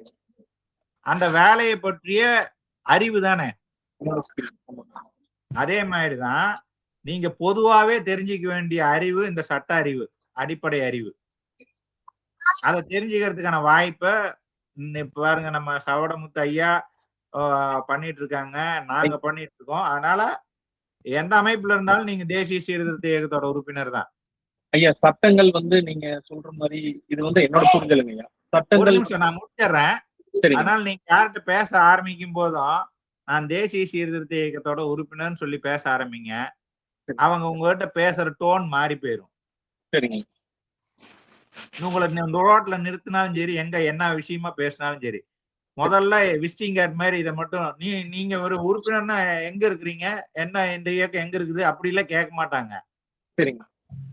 நீங்க இதை சொல்லிட்டு அதுக்கப்புறம் மத்த விஷயத்த பேச ஆரம்பிச்சீங்கன்னாவே உங்ககிட்ட பேசுற முறை மாறும். ட்ரை பண்ணி பாருங்க. சரிங்க. மகிழ்ச்சி. மோகன், அடிப்படை சட்டத்தை வந்து நம்ம வந்து படிக்கணும் அப்படிங்கறத வந்து சார் ஜெயசன் சார் வந்து வலியுறுத்தி இருக்காரு. முருகேச பாண்டியன் ஹேண்ட் பண்ணிருக்கீங்க. உங்களுடைய கேள்வியை சுருக்கமா கேளுங்க சார். ஐயா ஒரே ஒரு சிறிய இது மட்டும் எனது கேள்வி இல்ல, ஐயாவுடைய இது இருக்குல்ல, நேஷனல் ரிஃபார்ம் மூவ்மெண்ட் சேனல், உடனே யூடியூப் லிங்க் பார்த்துட்டு அது கொஸ்டின் ஆன்சர் நீங்க பேசுற, நீங்க இப்போ பின்னதை வந்து நம்ம எங்க குரூப்புக்கு ஷேர் பண்ணிட்டேன். நம்ம இந்த டீமுடைய குரூப்புக்கு ஷேர் பண்ணிட்டேன். நீங்க சொன்ன ஒரு இது அருமையான இது. போலீஸ் ஸ்டேஷன் எடுத்தோம்னா அது என்னுடைய சொத்து இல்லையா.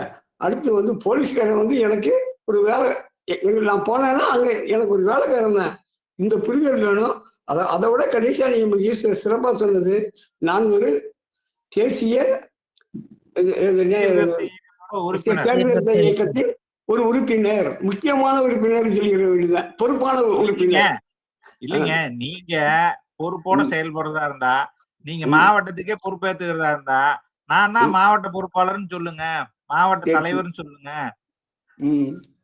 இல்ல நான் தான் வட்ட செயலாளர் வண்டுமுருகன் சொல்லுங்க. ரொம்ப சிறப்பு, வாழ்த்துக்குங்கய்யா, வாழ்த்துக்கள். யாரு இங்க பாரு, யாரு நீ ப்ரூவ் பண்ணுன்னு கேட்டா உடனே என் போன் நம்பர் கூட, இவர்தான் தலைவருங்க, நீங்க இவர்கிட்ட கேட்டுங்கன்னு என் போன் நம்பர் கொடுத்துருங்க. சரி சரி சரி. ஏன்னா என்கிட்ட பேசுறவரும் அதுல உறுப்பினருங்கிறது அவருக்கே தெரியாது இல்ல. ஆமா ஆமா. மகிழ்ச்சி முருகேச பாண்டியன் சார். அடுத்து சௌபரத் ப்ளீஸ். ஐயா, தேசிய சீர்திருத்த ஐடி கார்டு வந்து நான் இப்ப வரைக்குமே எந்த அரசு அலுவலகம் போனாலும் பயன்படுத்திட்டு இருக்கிறேன். அது போக நீதிமன்றத்துல நம்ம ஒரு டைம் புகார் கொடுக்க போகும்போது புகார் பெட்டியவே தூக்கிட்டு ஓடிட்டாங்க அரியலூர்ல. ஆமா ஆமா. ஐயாவோட யூடியூப் ஐயா சொல்லுங்க சார். இல்ல அதெல்லாம் நினைச்சா சிரிப்பா வருது. இன்னும் ஐயாவோட யூடியூப் சேனல் இருக்கு, அதுல பாத்தீங்கன்னா காவல்துறையை எப்படி பேசணும் அப்படிங்கறத நீங்க கத்துக்கலாம். நிறைய ஆடியோ டெலிகிராம்ல வந்து நிறைய ஆடியோலாம் இருக்கும் ஐயா பேசுனது, ஒவ்வொரு அரசியலவர்கிட்டையும் எப்படி பேசணும் அப்படிங்கிறது, ஐயா வந்து நேர்மையான முறையில் தான் இப்போ வரைக்குமே அவரோட மகனுக்கு லைசன்ஸு இதெல்லாமே எப்படி நாமளா பண்றது, ஆதார் ஆதார் கார்டு இல்லாமல் நம்ம சிம் கார்டு வாங்க முடியாது இல்லைங்களா? அது எப்படி வாங்குறதுன்னு வாங்கியிருக்காரு எல்லாரோட கம்பெனிலையும். மகிழ்ச்சி இப்போ மகிழ்ச்சி 10 மகிழ்ச்சி நாளைக்கு முன்னாடி நான் நெட்வொர்க் மாத்தினேங்க. ஆதார்லாம் இல்லாம தான் மாத்தினேங்க. மகிழ்ச்சி பேங்க் மகிழ்ச்சி. அக்கவுண்ட் ஆதார் இல்லாம தான் போட்டுறேன் வாங்குறேங்க. Okay, thank you Sowbharath. முருகன் முருகன் பேசுங்க. ஹேண்ட் ரைஸ் பண்ணிருக்கீங்க முருகன் HR. இல்ல சார், தெரியாம வந்துருச்சு. Okay right. Siva Siva Siva you can talk. Sir வணக்கம் சார். நாம நேரில் சந்திச்சிருக்கோம், நிறைய பேசியிருக்கிறோம். ஸோ லாக்டவுன் பீரியடில் நீங்கள் கொடுத்த இன்ஜெக்ஷனை தான் போலீஸ்காரங்களுக்கு நானும் கொடுத்தேன். அது நல்லாவே ஒர்க் அவுட் ஆச்சு. நம்ம நான் இன்ஜெக்ஷன்லாம் எதுவும் கொடுக்கலீங்க. இல்லை, நீங்கள் சொன்னதை நான் அப்படியே அங்கே சொன்னேன். என்னை எதுவுமே சொல்லாமல் ரிலீஸ் பண்ணிட்டாங்க. நம்ம தருமபுரி மாட்டலாம்பட்டி கல்விடுதலை மாநாட்டில் நம்ம சந்தித்தோம். ஓ சரி சரிங்க. இல்ல அங்க கூட இப்போ 1 வருஷம் இருக்கும் இல்லைங்களா? ஆமாம் சார், ஆமாம் சார். சவால் விட்டுட்டு தான் வந்தாங்க. போய் கல் ஆமா. வைத்திருப்பது, பருகுவது, கல்லுங்கள் உணவு, குற்றம்னு கல்லுங்கள் சொல்லிட்டு உரிமை. நான் பாரு மேடையில கல் வச்சிட்டு இருக்க, கல்லு குடிக்கிறேன், என் மேல வழக்கு போட்டுட்டு. அதுக்கு முன்னாடிதான் வந்துட்டு இந்த இந்திய குடியரசுன்னு பயன்படுத்தினா நம்ம மேல கேஸ் போட்டுருவோன்னு மிரட்டினாப்புல எஸ்பிக்கு வந்துட்டு லெட்டர் எழுதிட்டு அதுக்கப்புறம் தான் அந்த கூட்டத்துக்கே போறேன். பாவம் இப்போ வரல ஒன்றும் பண்ண முடியல எஸ்பினால. உங்களுடைய இனிஷியேட்டிவ்ஸ் நிறைய நான் ஃபாலோ பண்ணிட்டுக்கிறேன். இந்த வீட்லயே பிரசவம் பார்த்துக்கிறது ப்ளஸ் இந்த விழிப்புணர்வு தான் நிறைய தேவைப்படுது. ஸோ நீங்கள் மாண்புமிகு மக்களுக்கு வந்து கெஸ்ட் லெக்சராக அடிக்கடி வாங்க. உங்களுடைய நாலேஜ் நிறைய இருக்குது. நிறைய பேர் அவங்களுடைய நேரத்தையும் அந்த தெரிஞ்ச விஷயங்களையும் பகிர்றதுல நிறைய தயக்கம் காட்டுறாங்க. இப்போ நம்ம இதில் ஸ்டார்டிங்கில் பண்ணும்போது 2 வருஷத்துக்கு முன்னாடி நீங்கள் இப்போ ஒரு மெயில் கம்போஸ் பண்ணி அனுப்புவீங்க, எல்லாரும் நம்ம 1 கிளிக்ல அனுப்புவோம். இதே வேலையை தான் நாங்களும் பண்ணிட்டு இருந்தோம், பட் தனியாக பண்ணிட்டு இருந்தோம். சவடமுத்து சார் நாங்கள் எல்லாம் ஒரு லிஸ்ட்டாக வச்சிருக்கிறோம், அதை தான் பண்ணிட்டு இருந்தோம். நீங்கள் எப்படி கவர்னர் வரைக்கும் கொடுத்து சிசியில் அடிக்க சொல்வீங்களோ அதே தான் அடிப்போம். ஒரு பையன் மெயிலுக்கு ரிப்ளை பண்ண மாட்டான், ஏன்னா நம்ம மெயில் கண்டென்ட் அப்படி. ஸோ இது தொடர்ந்து செய்யணும் அப்படின்னு நான் கேட்டுக்கிறேன். மகிழ்ச்சியா. நிச்சயமா நிச்சயமா. Thank you super. அது சிவா. இப்போ வந்து இன்னைக்கு சார்கிட்ட ஆக்சுவலா வந்து ஒரு முக்கியமான டாபிக் நான் பேச சொல்லியிருந்தேன், பட் நேரம் குறுகியதனால வந்து அவர் வந்து நான் இன்னொரு சந்தர்ப்பத்தில் பேசுறேன்னு சொல்லியிருக்காரு. இன்னைக்கு நாம வந்து இப்ப சார் வந்து எல்லாருக்கும் வந்து ஒரு தைரியத்தை கொடுத்துருக்காரு. அதாவது வந்து ஒரு அரசு அலுவலர்கள்ட்ட நம்ம போகணும்னா எப்படி நம்ம பேச கத்துக்கணும், அவங்கள வந்து ஃபர்ஸ்ட் நம்ம அவங்கள அப்ரோச் பண்ணும்போதே வந்து நம்மளை அவங்க ஜட்ஜ் பண்ணணும். அதுக்கு வந்து நம்ம அடிப்படையா வந்து சில சட்டங்களை நம்ம வந்து அறிந்திருக்கணும் அப்படிங்கிறதெல்லாம் வந்து ரொம்ப ஃபண்டமெண்டலா சொல்லியிருக்காரு. அதே மாதிரி ஹாஸ்பிட்டல் ஆகட்டும், மற்ற இதெல்லாம் வந்து ஒரு கார்பரேட் கலாச்சாரமா போய் இன்னைக்கு ரொம்ப மோசமான ஒரு நிலைமையை போயிட்டு இருக்கிறத வச்சுதான் அவர் வந்து இந்த மரபு இதெல்லாம் வந்து என்கரேஜ் பண்ணணும் அப்படிங்கிறதையும் நம்மள்ட்ட பகிர்ந்திருக்காரு. மகிழ்ச்சி. இப்போ வந்து நம்ம என்னன்னா மெயினா இன்னைக்கு வந்து இந்த காவல்துறை சீர்திருத்த சட்டம் அப்படிங்கிற ஒரு விஷயத்தை பத்தி இன்னைக்கு பேசலாம் அப்படிங்கிறதுல வந்து நம்ம தலைப்பா வச்சிருந்தோம்.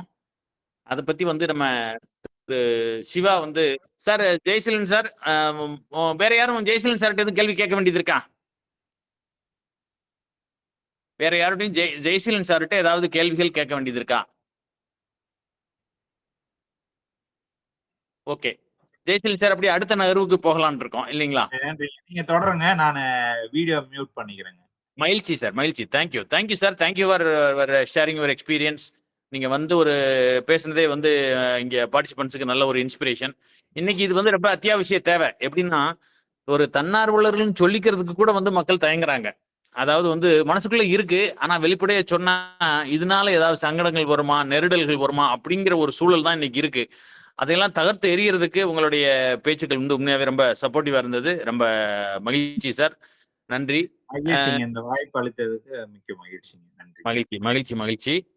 இப்ப நாம வந்து இந்த காவல்துறை சீர்திருத்த சட்டம் 2013 அதை பத்தி ஒரு நம்ம சிவா வந்து சில விளக்கங்களை நம்ம கொடுப்பாரு. சிவா, நீங்க ஸ்டார்ட் பண்ணுங்க ப்ளீஸ். ஓகே.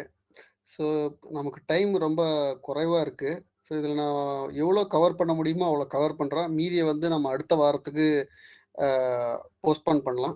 ஜென்ரலாக வந்து சார் நான் ஸ்டார்டிங்லேருந்து போகிறேன், எவ்வளோ கவர் பண்ண முடியுமோ பண்ணுறேன். ஸோ மீதியை வந்து நம்ம நெக்ஸ்ட் வீக் கண்டினியூ பண்ணிக்கலாம், ஏன்னா நம்மக்கிட்ட நிறைய கண்டென்ட் இருக்குது அதில். ஸோ எல்லாருக்குமே வந்து இப்போ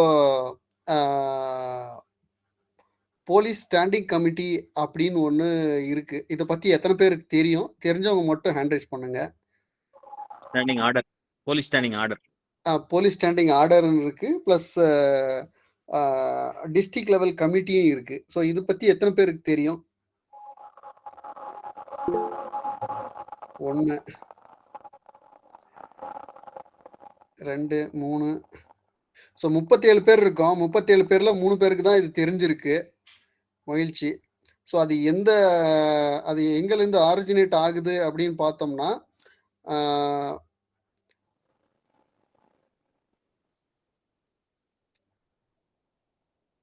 ஸோ 1861ல் பிரிட்டிஷ்காரன் காலத்தில் ஒரு சட்டத்தை கொண்டு வர்றாங்க, இந்தியன் போலீஸ் ஆக்ட் அப்படின்னு சொல்லிட்டு. 1857 சிப்பாய் புரட்சிக்கு பின்னாடி. ஏன்னா நம்மள எல்லாரையும் வந்து ஒரு காவல்துறையை வந்து எதுக்காக அந்த மாதிரி கொண்டு வராங்க அப்படின்னு சொன்னா, ஆட்சியாளர்களின் கருவியா இருக்கணும் அப்படின்னு சொல்லிட்டு. ஸோ பிரிட்டிஷ்காரங்க அவங்க என்ன நினைக்கிறாங்களோ அதை இம்ப்ளிமெண்ட் பண்றதுக்காக அந்த ஆக்டை கொண்டு வராங்க. அதுக்கப்புறமா 1947 நமக்கு சுதந்திரம் கிடைக்குது. கிடைச்சி ஆங்கிலேயர்கள் போனாலும் அந்த இந்தியன் போலீஸ் ஆக்ட் அப்படியே தான் இருக்குது. ஜஸ்ட் ஒரு பதவி மாற்றங்களும் இது மட்டும்தான் நடந்துட்டு இருக்குது. இதனுடைய நேரடி விளைவுகள் என்னவா ஆகுது அப்படின்னு சொன்னா, கவர்மெண்ட் வந்து நம்ம இந்தியன் கவர்மெண்ட்ல வந்து இதை வந்து மானிட்டர் பண்றாங்க. 1977 இருந்து 1981 வரைக்கும். அப்போ ஒரு கமிஷன் போடுறாங்க, நேஷனல் போலீஸ் கமிஷன் அப்படின்னு சொல்லி கொண்டு வர்றாங்க. அதுல வந்து யார் யார் இருக்கணும் அப்படின்னு சொன்னா, முன்னாள் ஆளுநர், உயர்நீதிமன்ற நீதிபதி, மூத்த ஐபிஎஸ் அதிகாரி, கல்வியாளர்கள் என இதுக்கு வந்து 3 வருஷம் ஆய்வு செஞ்சு 1979 முதல் 1981 வரை 8 அறிக்கைகள் தாக்கல் செய்யறாங்க. ஸோ எல்லாருமே பார்த்துருப்பீங்க, ஒவ்வொரு விசாரணை வந்தாலும் ஒவ்வொரு குழுவா போட்டு ஒவ்வொரு பிரச்சனைக்கும் ஒவ்வொரு குழு, ஒரு அமர்வு நிறுவப்பட்டுள்ளது, நீதிபதிகள் அப்படின்னு சொல்லி எல்லாரும் நியூஸ்ல எல்லாம் கேள்விப்பட்டிருங்க. அதே மாதிரி இந்த நேஷனல் போலீஸ் கமிஷனுடைய விசாரணைக்கும் வந்து 8 அறிக்கைகள் தாக்கல் பண்றாங்க. 8 அறிக்கைகள் தாக்கல் பண்ணி அதனுடைய பரிந்துரைகள் என்ன அப்படின்னு சொன்னா, மாநில பாதுகாப்பு ஆணையம் அமைக்கவும், காவல் தலைவர்களுக்கு நிறையான பதவிக்காலம் வழங்கவும், விசாரணை பணியை சட்டம் ஒழுங்கு பணியிலிருந்து பிரிக்கவும், குறை தீர்ப்பு அமைப்பு உருவாக்கவும் ஒரு மாதிரி காவல் சட்டமும் தயார் செய்யப்பட்டது. இது லாஸ்டா எங்க போய் முடியுது அப்படின்னு சொன்னா, 1996ல் ஒரு பொதுநல வழக்கு தாக்கல் பண்றாங்க. யார் தாக்கல் பண்றாங்க அப்படின்னு சொன்னா, பத்மஸ்ரீ விருது வாங்கின ஒரு முன்னாள் ஐபிஎஸ் அதிகாரி பிரகாஷ் சிங் அப்படின்றவரு தாக்கல் பண்றாரு. ஸோ அவர் வந்து என்ன சொல்றாரு அப்படின்னு சொன்னா, காவல்துறை அரசியல்வாதிகளின் கருவியாகிவிட்டது, இது குடிமக்களின் அடிப்படை உரிமைகளும் தினமும் மீறுகிறது, இது ஜனநாயகத்தை அளிக்கிறது அப்படின்னு சொல்லி ஒரு பொதுநல வழக்கு தாக்கல் பண்றாரு. இதை தாக்கல் பண்ணா இதை வந்து விசாரணைக்கு எடுத்துக்கிறாங்க. எடுத்துட்டு 10 வருஷம் இதை வந்து பொறுமை காக்குறாங்க. இப்போதான் ஒரு கேஸ் போட்டா எதுவுமே இமிடியேட்டா நடக்கிறது இல்லை. ஸோ அப்போ அவர் போட்ட கேஸ்க்கு 10 வருஷம் ஆகுது. ஸோ எந்த மாநிலமும் இதுக்கு நடவடிக்கை எடுக்கல, எந்த மனித உரிமை ஆணையமும் நடவடிக்கை எடுக்கல. அதுக்கப்புறமா இந்த குழுவெல்லாம் அமைக்கிறாங்க இல்லைங்களா, அந்த குழுல ரிப்போர்ட்டா குழு, படன்மையா குழு, மாலிக் மத் குழு, இப்படின்னு நிறைய குழுக்கள் இருக்கிறாங்க. எல்லா குழுக்களை போட்டாலுமே எல்லாருமே ஒரே பாயிண்ட் தான் சொல்றாங்க, என்னன்னா மாநில வாரிய ஆணையம் வேண்டும், மாவட்ட வாரியான ஆணையம் வேண்டும் அப்படின்னு சொல்லிட்டு. ஸோ கடைசியா என்ன பண்றாங்க, இந்த பரிந்துரைகளை எல்லாத்தையும் பார்த்து 1997ல் சுப்ரீம் கோர்ட் வந்து ஒரு லெட்டர் அனுப்புறாங்க எல்லா ஸ்டேட்டுக்குமே. ஒரு மாதிரி அனுப்புறாங்க. செப்டம்பர் 22, 2006ல் ஒரு தீர்ப்பு வருது.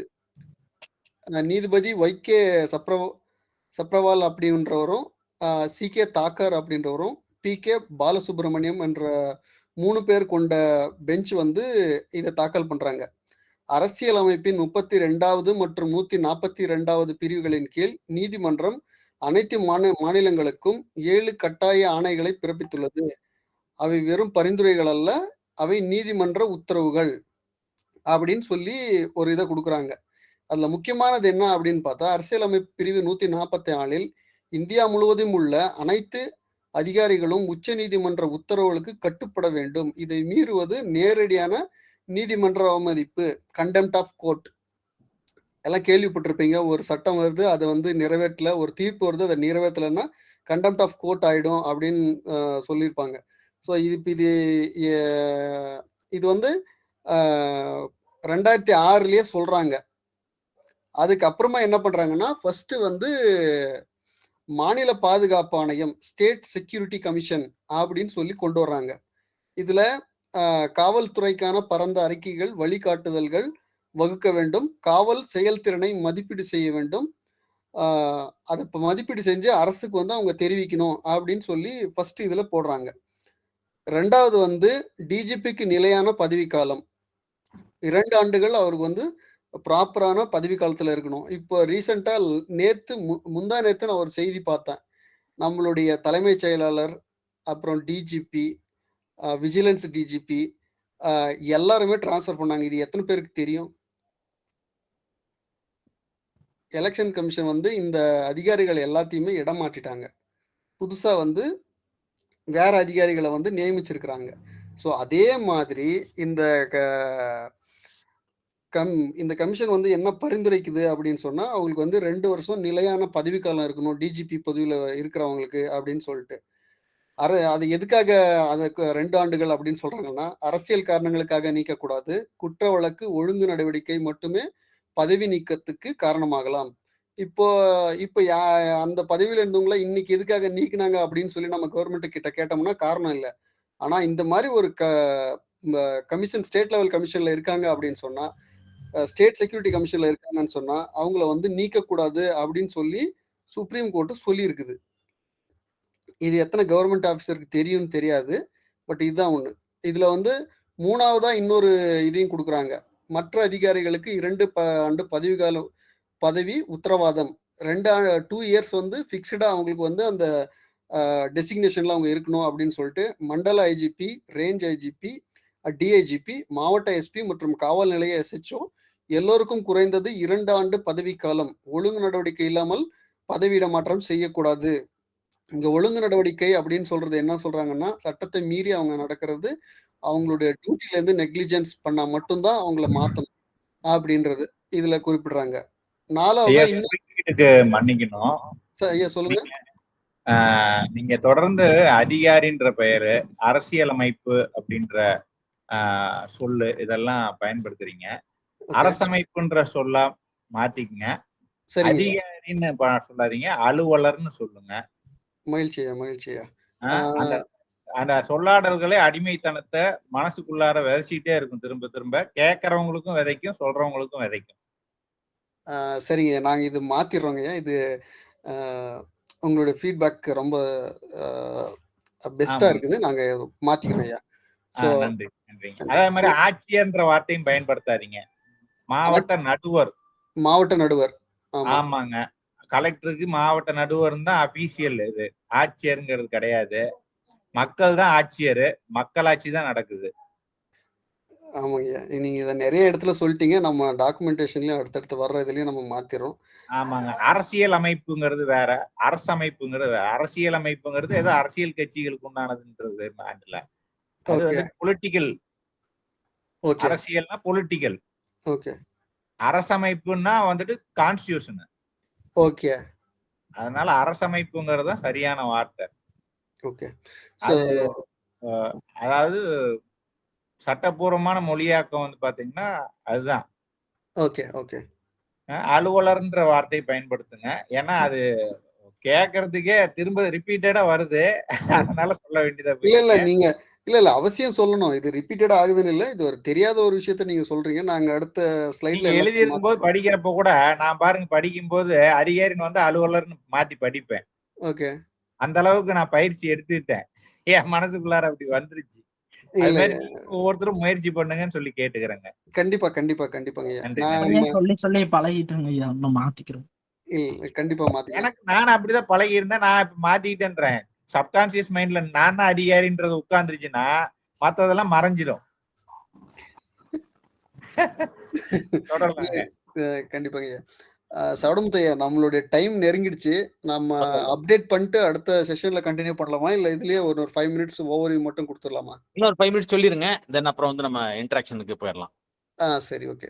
ஸோ இந்த மாதிரி police establishment board, police complaints authority, so ஃபைனலா கவர்மெண்ட்டுக்கு கோர்ட் என்ன சொல்லுது அப்படின்னு சொன்னா, போலீஸ் கம்ப்ளைண்ட் அத்தாரிட்டி அப்படின்னு ஒண்ணு உருவாக்கணும் அப்படின்னு சொல்றாங்க. ஸ்டேட் லெவல், டிஸ்ட்ரிக்ட் லெவல்ல அது இருக்கணும் அப்படின்னு சொல்லிட்டு, அந்த போலீஸ் கம்ப்ளைண்ட் அத்தாரிட்டில யாரெல்லாம் இடம்பெறணும் அப்படின்னு சொன்னா, ஓய்வு பெற்ற மாவட்ட நீதிபதி, டிஎஸ்பி வரையிலான அலுவலருக்கு எதிரான புகார்களை விசாரிக்க மாநில அளவில் ஓய்வு பெற்ற உயர்நீதிமன்றம், உச்ச நீதிமன்ற நீதிபதி தலைமையில் எஸ்பி மற்றும் அதுக்கு மேலான அதிகாரிகளுக்கு எதிரான புகார்களை விசாரிக்க. ஸோ மெயின் கண்டென்ட் நம்ம எதுக்காக இந்த டாபிக் கொண்டு வந்தோம்னு சொன்னா, நாம நிறைய பெட்டிஷன்ஸ் போடுறோம், நம்மளுக்கு நிறைய அச்சுறுத்தல்கள் வருது. அச்சுறுத்தல் வந்தா நம்ம யார்கிட்ட போய் கம்ப்ளைண்ட் பண்றது அப்படின்றதே தெரியாது. ஸோ தமிழ்நாட்டினுடைய நிலைமை என்ன அப்படின்னு சொன்னா, இந்த போலீஸ் கம்ப்ளைண்ட் அத்தாரிட்டி இருக்கா அப்படின்னா இருக்கு. ஆனா அது எந்த மாதிரி இருக்குன்னா ஃபுல்லா நீர்த்து போன நிலைமையில இருக்கு. ஸோ இதுக்கு கீழே என்னென்ன இருக்கு அப்படின்னு சொன்னா, மாநில மனித உரிமை ஆணையம், லோகாயுக்தா, அதுக்கப்புறமா இந்த இந்த இதுலயே வந்துட்டு லோகாயுக்தா தயாரிக்கும் பட்டியலில் இருந்து சிவில் சமூக உறுப்பினர்களும் நியமிக்கப்பட வேண்டும். ஆணையத்தின் பரிந்துரைகள் கட்டாயம்.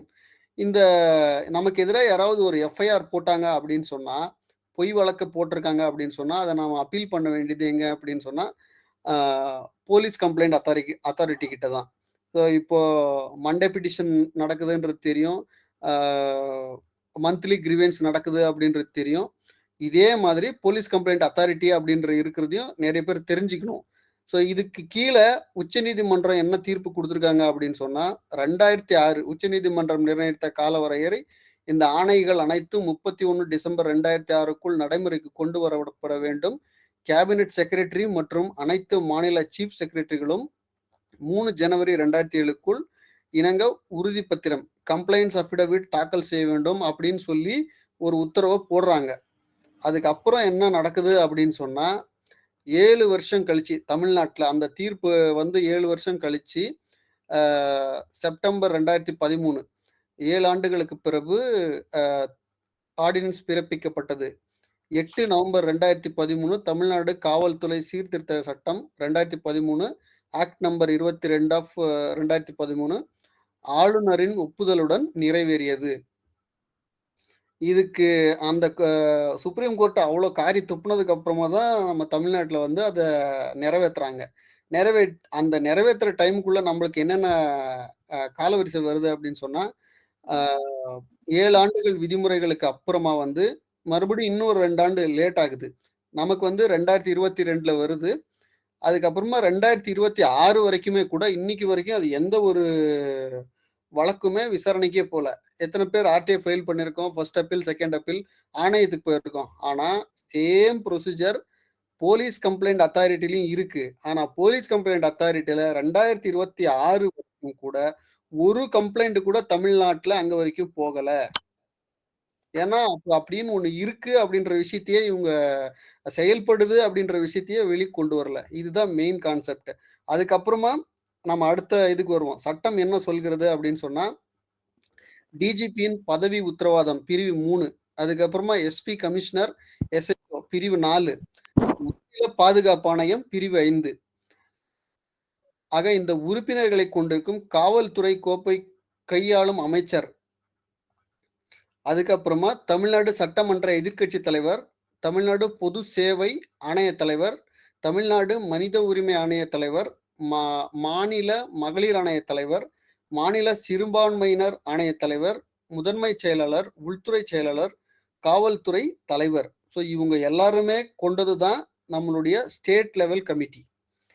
அதுக்கு அடுத்து வந்து காவல்துறை நிறுவன பிரிவு 8 டிஜிபி மற்றும் ஏடிஜிபிகளை கொண்ட வாரியம், எஸ்பி முதல் ஐஜிபி வரையிலான அதிகாரிகளுக்கு இடமாற்றம், பதவி நியமனம் பரிந்துரைக்கும்.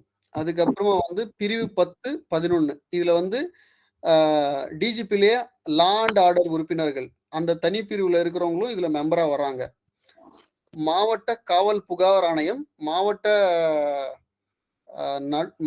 மாவட்ட நடுவர், தலைவர், எஸ்பி மற்றும் அடிஷனல் எஸ்பி உறுப்பினர்கள்.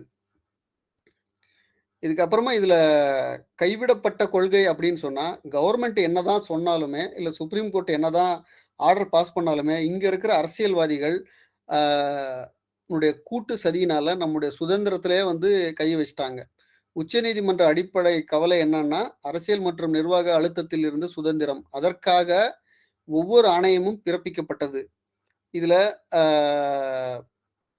என்ன விஷயம் அப்படின்னு சொன்னா, மாநில பாதுகாப்பு ஆணையம் அப்படின்னு சொல்லி ஒன்று ஃபார்ம் பண்ண சொல்லி உச்சநீதிமன்றம் உத்தரவிட்டது.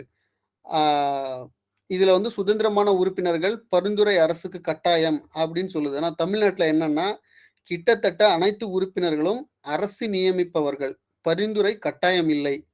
அதே மாதிரி ஆணைய தலைவர், முதலமைச்சர், உள்துறை அமைச்சர், சுதந்திர உறுப்பினர்கள் இருக்கணும் அப்படின்னு சொல்லி உச்சநீதிமன்றம் சொல்லுது.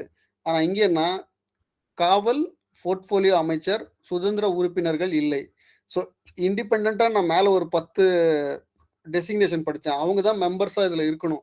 அப்பதான் வந்து நீதி நிலைநாட்டப்படும். ஆனா இங்க யாருமே வந்து அதை நடைமுறையே படுத்தல.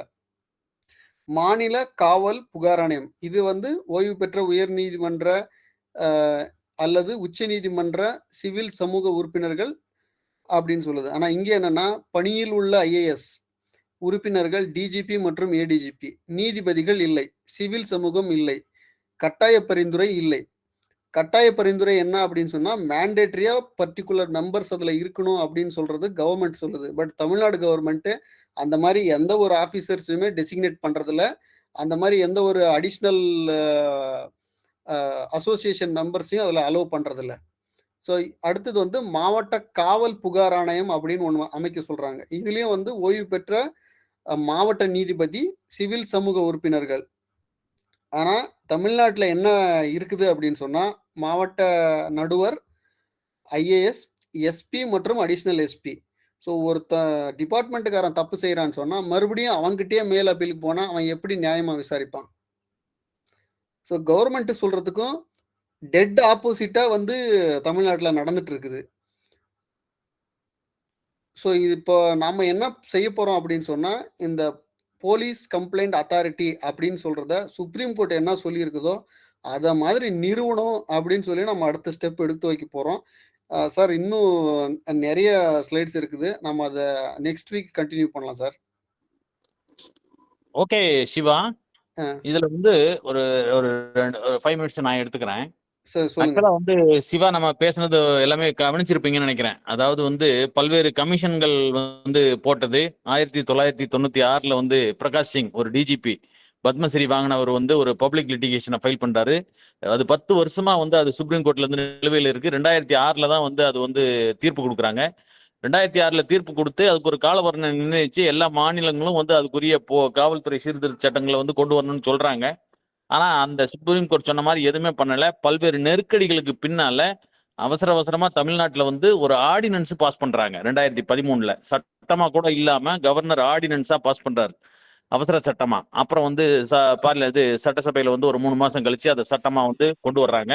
ஆனா அதுவும் வந்து உங்களுக்கு எல்லாரும் தெரியும், இந்த தமிழ்நாடு அரசு வந்து இந்த காவல்துறை அப்படிங்கிறது வந்து மாநில பட்டியலில் வர்றது. அதனால அதை அட்வான்டேஜா எடுத்துக்கிட்டு சுப்ரீம் கோர்ட் சொன்ன அந்த சரத்துக்களை வந்து அவங்க உள்ள கொண்டு வரல. அதுல 6 பரிந்துரைகள் இருந்தாலும் பொதுமக்களை பாதிக்கக்கூடிய பரிந்துரைகள் கடைசி பரிந்துரைகள். அதாவது மாநில அளவுலையும் மாவட்ட அளவுலையும் இருக்கக்கூடிய காவல் ஆணையங்கள், போலீஸ் கம்ப்ளைண்ட் அத்தாரிட்டி, இந்த 2 இதுலயும் என்ன முக்கியமான சரத்துக்கள் அப்படின்னா, போலீஸ் எக்ஸஸ்ன்னு சொல்லுவாங்க. போலீஸ் எக்ஸஸ்னா சட்டத்தை மீறி போலீஸ், இப்ப உதாரணத்துக்கு சாத்தான்குள நிகழ்வுகள் அல்லது வந்து ஒரு சமூக ஆர்வலர் ஏதாவது ஒரு விஷயத்தை எடுத்துட்டு போறாருன்னா அவரை வந்து பயமுறுத்தும் முறையில் அவர் மேல எஃப்ஐஆர் பண்றது அல்லது அவரை இல்லீகலா அரெஸ்ட் பண்றது, இந்த மாதிரி விஷயங்கள் தான் போலீஸ் எக்ஸஸ்.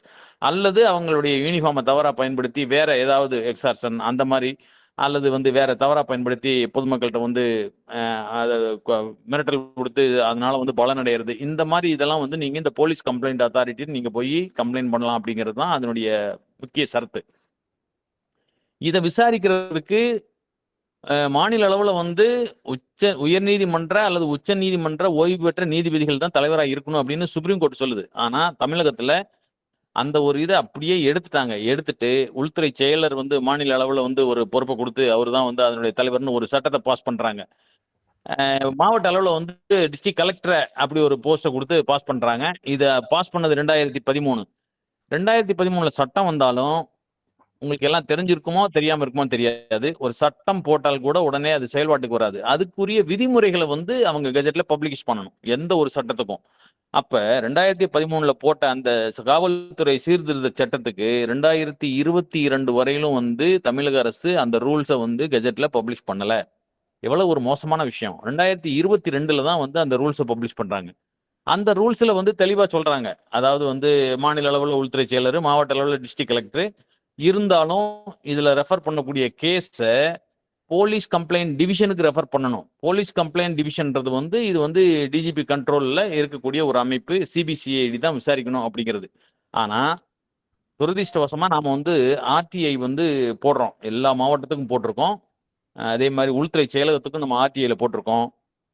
ஏறக்குறைய 96 ஆரம்பிச்ச மேட்ரு 2021 வரையிலும் ஸ்டேட் போலீஸ் அந்த ஸ்டேட் செக்யூரிட்டி கமிஷன்ற அமைப்பு இதுவரையிலும் ஒரு கூட்டத்தை கூட்டவே இல்லை அப்படின்னு உள்துறை வந்து நமக்கு பதில் கொடுத்துருக்காங்க. அந்த மாதிரி வந்து ஆவணங்கள் ப்ரொசீடிங்ஸ் அதுவும் எங்கள்கிட்ட இல்லை அப்படின்னு உள்துறை செயலகத்திலிருந்து நமக்கு பதிலாக கொடுத்துருக்காங்க.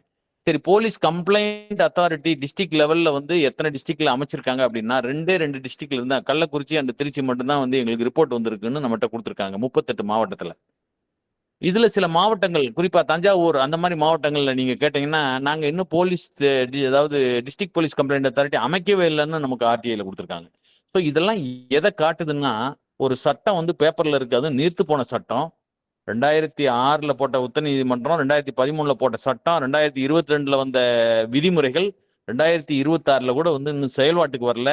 நாம வந்து அஸ் அ சிட்டிசன் வந்து நமக்கு அது நம்மள அறியாமையில் இருக்கோம், கேட்கறதுக்கு தயாரா இல்லை அப்படிங்கிற ஒரு நிலைமையை இன்னைக்கு வந்து மக்கள் மத்தியில் இதை எடுத்துட்டு போறதுக்காக தான் இன்னைக்கு இந்த செஷன். இதனுடைய இது வந்து இன்னைக்கு ஜோசிலன் சார்ட்ட கூட நான் டிஸ்கஸ் பண்ணேன். அவர் வந்து சரியா வந்து என்ன சொன்னார்னா இதை நம்ம வந்து ரிட்டா ஃபைல் பண்ணாம வந்து கம்ப்ளைண்டாவே நம்ம அதாவது கண்டெம்டாவே ஃபைல் பண்ணலாம் அப்படின்னு ஒரு சஜஷன் கொடுத்துருக்காரு.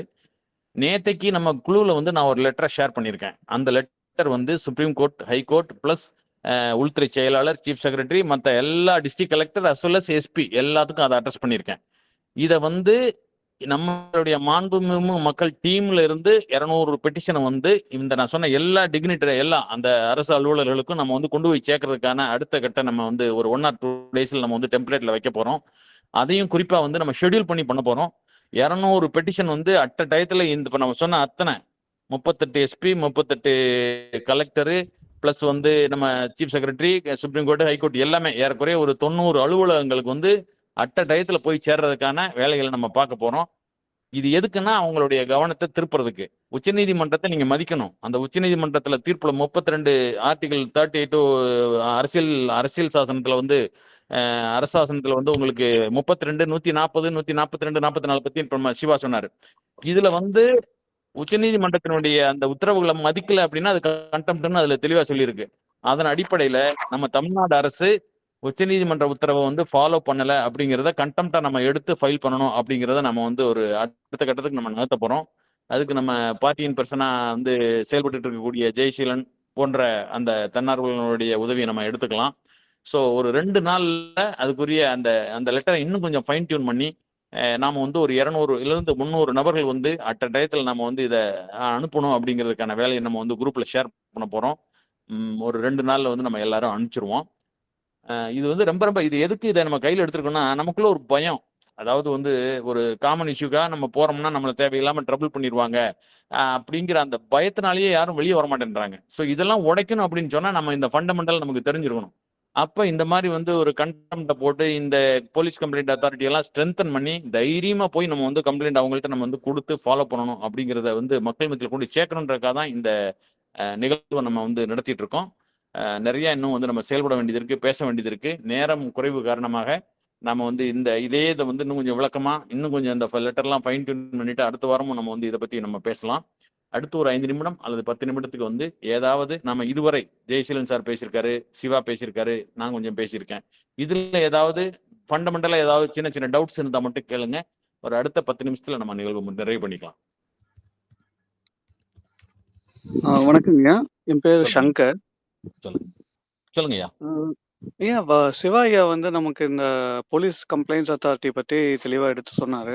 ம் எனக்கு அதுல அடிப்படையா சில கேள்விகள் மட்டும்தான் இருக்கு. சொல்லுங்க. அதுல முதல் கேள்வி, இப்ப ஒரு காவல்துறையில இருக்கக்கூடிய ஒரு ஊழியர் வந்து ஒரு தவறு செய்யறாரு ம் அப்படின்னா, அந்த கம்ப்ளைண்ட்டை வந்து நம்ம டிஸ்ட்ரிக்ட் போலீஸ் கம்ப்ளைண்ட்ஸ் அத்தாரிட்டிக்கு அனுப்பலாம் இல்லைங்களா? தாராளமா. ஓகே. இப்ப ஏற்கனவே வந்து அந்த கம்ப்ளைண்ட் வந்து ஜுடிஷியரியிலும் இருக்கு. கோர்ட்லயும் வந்து ம் ஒரு கேஸ் ஆயிருக்கு அப்படின்னா, ம் அந்த சூழல்லயும் வந்து அந்த போலீஸ் கம்ப்ளைண்ட்ஸ் அத்தாரிட்டி வந்து அந்த அந்த குற்றத்த வந்து அவங்க மேற்கொண்டு விசாரிக்கலாமா? அதாவது இந்த இடத்துல அந்த ரூல்ஸ்ல வந்து பாத்தீங்கன்னா அதை சொதப்பி இருக்காங்க. அந்த மாதிரி வந்து ஜுடிஷியரியில இருக்கக்கூடிய பிரிஜுடைஸா இருக்கிறத வந்து இதை விசாரிக்க வேண்டியதில்லைன்ற ஒரு ப்ரொவிஷன் வந்து வச்சிருக்காங்க அந்த 2022 ரூல்ஸ்ல. ஆனா அதுவே தப்பு.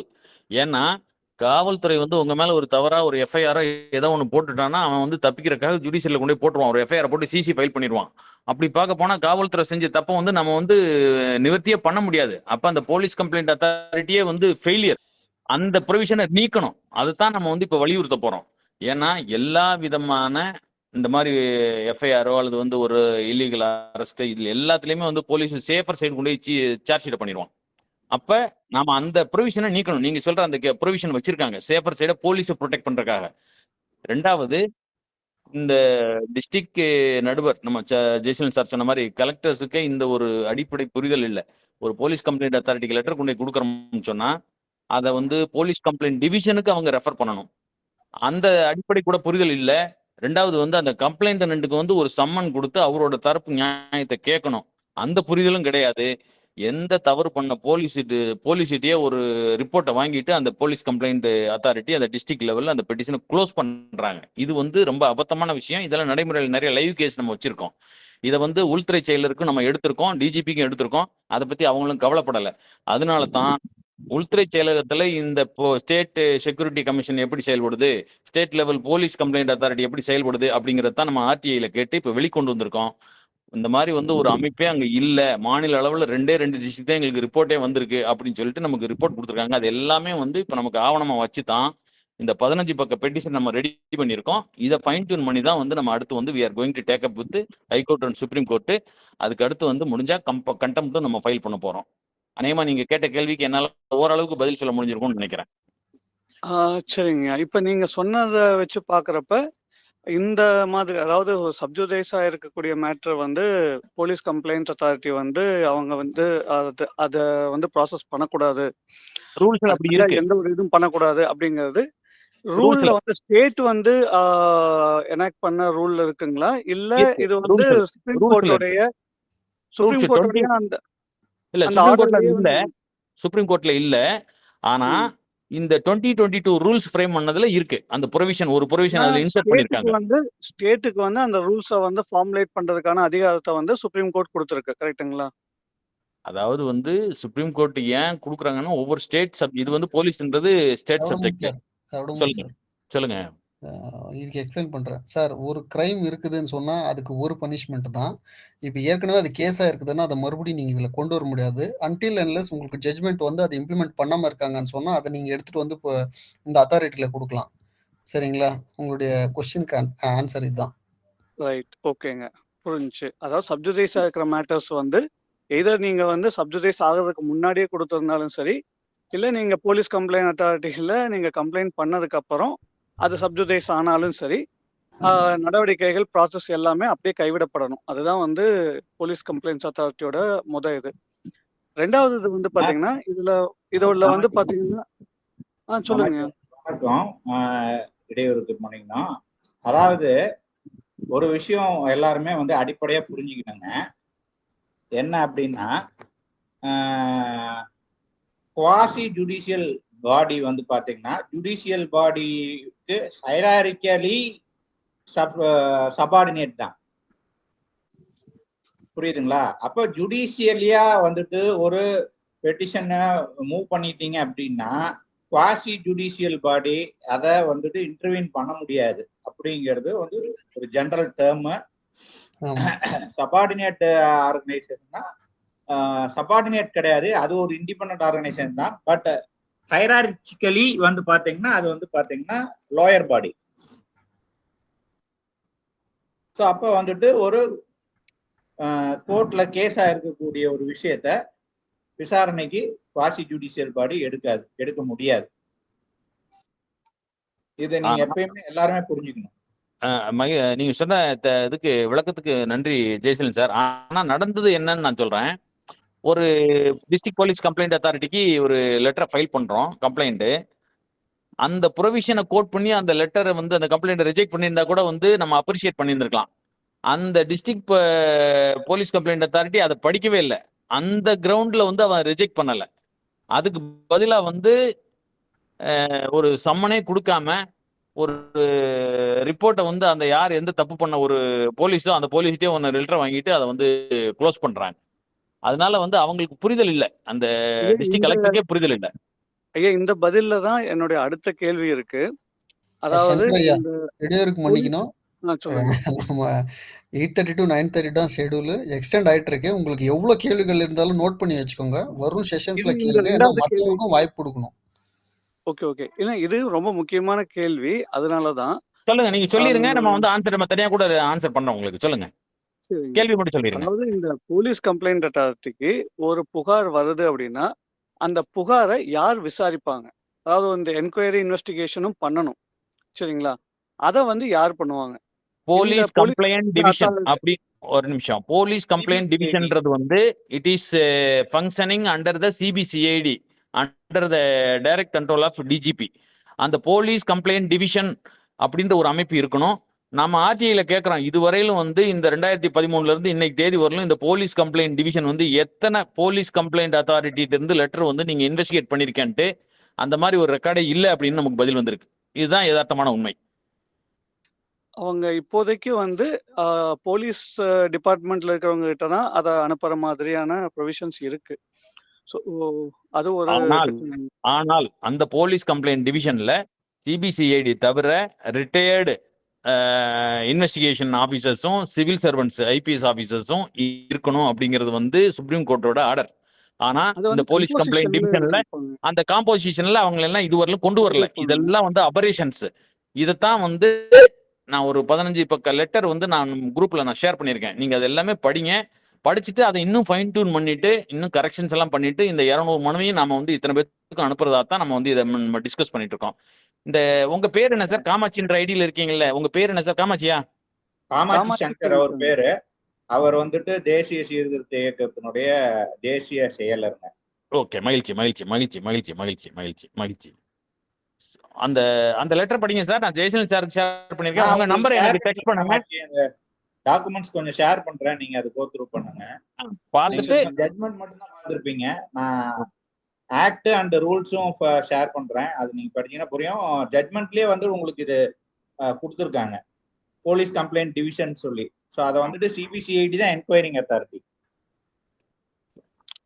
காமாட்சி சார், நம்ம வந்து இதை தரவா டிஸ்கஸ் பண்ணிட்டு இந்த பெட்டிஷனை இன்னும் ஃபைன் டியூன் பண்ணிட்டு இதை சப்மிட் பண்றதோட இல்லாம ஒரு அவகாசம் கொடுத்துட்டு நம்ம கண்டெம்ப்டுக்கு போகலாம் சார். இது ஒரு பெரிய இஷ்யூ நேஷனல் லெவல்ல. அது தமிழ்நாடு வந்து we are far lagging behind. இப்போ வந்து நம்ம இங்க பாத்தீங்க அப்படின்னு சொன்னா இதுல சாத்தாங்குளத்துல வந்து 9 பேத்துக்கு இவ்வளவு ஒரு பெரிய பனிஷ்மெண்ட் கொடுத்துருக்காங்க. ஆனா இந்த 5 வருஷத்துக்கு இந்த 9 பேத்துக்கு சம்பளம் கொடுத்துட்டு இருக்காங்க. இதே இந்த போலீஸ் கம்ப்ளைண்ட் அத்தாரிட்டி வந்து முறையா செயல்பட்டு இருந்துச்சுன்னு சொன்னா இவங்க அதை விசாரிச்சு அவங்கள வந்து அந்த அட்லீஸ்ட் சேலரியை கொடுக்கறதையாவது அவங்க நிப்பாட்டி இருக்கலாம். அந்த அளவுக்கு வந்து இந்த நரேட்டிவே தப்பானது நான் முதல்ல சொல்லிக்கிறேன். வந்துட்டு ஒரு போலீஸுக்கு வந்துட்டு பனிஷ்மெண்ட் வந்துட்டு சென்டென்ஸ் ஆகிற வரலாம் until unless proven guilty is Innocent. ஓகேங்களா? அதுதான் சட்டம். அப்ப ஒருத்தர் மேல குற்றச்சாட்டு இருக்குங்கிறதுனாலயே அவருக்கு வேலையை பறிக்க முடியாது, அதே சமயத்துல அவருக்கான சம்பளத்தையும் வந்துட்டு பறிக்க முடியாது. அதனாலதான் வேலையிலும் இருப்பாங்க, சஸ்பென்ஷன்ல இருப்பாங்க. சஸ்பென்ஷன் டைம்ல 50% ஆஃப் சேலரி கொடுப்பாங்க. அது அவருக்கு மட்டும் போறதில்ல, அவர் சார்ந்திருக்கிற குடும்பத்துக்கும் சார்ந்தது. சட்டப்படிதான் செயல்பட்டு இருக்கு. இந்த பொய்யான நரேட்டிவை ஒரு வழக்குரைஞர் வந்துட்டு மட்டமா வந்துட்டு நரேட் பண்ணியிருக்கிறாரு. அந்த நரேட்டிவ் வந்துட்டு உங்க எல்லாருக்கும் ஸ்ப்ரெட் ஆயிருக்கிறது அப்படிங்கிறதே வந்துட்டு ஒரு விஷமாட்டம் தான். தவறான ஒரு கருத்தை எல்லார்கிட்டையும் பதிவு வச்சிருக்காரு. போலீஸை வந்துட்டு சஸ்பெண்ட் பண்ணிருப்பாங்க. சென்டென்ஸ் ஆனா மட்டும்தான் டிஸ்மிஸ் பண்ணுவாங்க. டிஸ்மிஸ் பண்ணதுக்கு அப்புறம் தான் சம்பளம் போறதை நிறுத்த முடியும். அது வரலும் சம்பளம் ஆஃப் சேலரி போயிட்டு தான் இருக்குங்க. இது சட்டம். ஸோ அது கூட இன்னொரு முக்கியமான விஷயங்க, போலீஸ் கம்ப்ளைண்ட்ஸ் அத்தாரிட்டி ஒரு விஷயத்த வந்து அவங்களுக்கான அந்த கால அளவு அந்த 6 மாசத்துக்குள்ள விசாரிச்சு எல்லா ப்ரொசீஜரும் ப்ராப்பரா ஃபாலோ பண்ணி அவங்க ஒரு ஃபைண்டிங் பேசிஸ்ல ஒரு ஆர்டர் ரெக்கமெண்டேஷன் வந்து கொடுக்குறாங்க அப்படின்னாலும் எண்ட் ஆஃப் த டே அந்த ஆர்டர் அண்ட் ரெக்கமெண்டேஷனுக்கு எந்த ஒரு பைண்டிங் வேல்யூமே இல்லை. இல்ல சுப்ரீம் கோர்ட் ஆர்டர்ல வந்து பைண்டிங் அப்படின்னு தெளிவா சொல்றாங்க. ஆனா நம்ம தமிழ்நாடு ஆக்ட்ல வந்து இது வந்து ரெக்கமெண்டேஷனா மாத்திட்டாங்க. அதான் உண்மை. ஆமாங்க, அதுல வந்து கான்ட்ரவர்சியல்ஸ் இருக்கு. அதுக்காக தான் நான் சொன்னேன், நான் வந்து இதை முழுசா நான் பார்க்கணும், பார்த்ததுக்கு அப்புறம் தான் நான் பண்ண முடியும்ட்டு. ஸோ இது வந்துட்டு கோத்ரூ பண்ணணுங்க. கோத்ரூ பண்ணி இது எந்த அளவுக்கு பயன்படுத்தலாம், எங்கெங்க பயன்படுத்தலாங்கிறத நம்ம என்ஷூர் பண்ணலாங்க. ஓகே ஓகே, மகிழ்ச்சி மகிழ்ச்சி மகிழ்ச்சி. ஓகே, ஓரளவுக்கு சிவா நிறைய டெலிவரி பண்றாங்க. அருள் சோபி சார் சொல்லுங்க சார். மியூட்ல இருக்கீங்க, அன்மியூட் பண்ணிட்டு பேசுங்க சார். என்னுடைய கேள்விகள் அவ்வளவுதாங்க, நீங்க கன்டினியூ பண்ணலாம். நன்றி. மகிழ்ச்சி சார். ஹலோ, சொல்லுங்க சார். நான் கன்னியாகுமரி மாவட்டம் சார், கன்னியாகுமரி மாவட்டத்துல பேசுறேன் சார். சொல்லுங்க sir.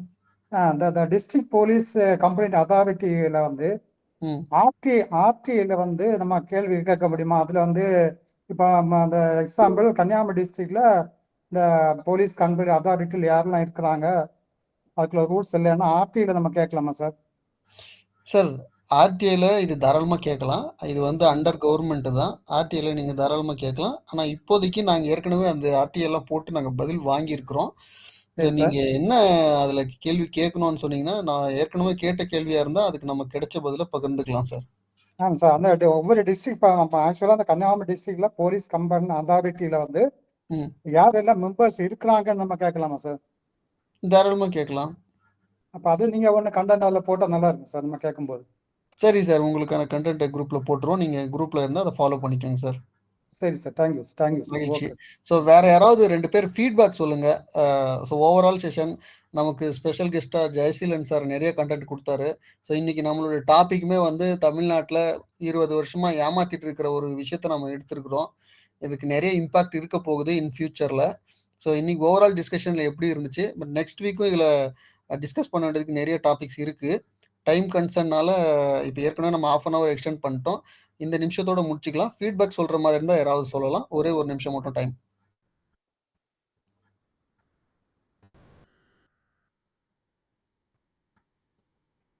Okay, so one way இன்புட்டாக இருந்தால் நல்லா இருக்காது. அட்லீஸ்ட் நான் சொல்றது கேட்குதுங்களா? கேட்குறவங்களாவது சொல்லுங்க.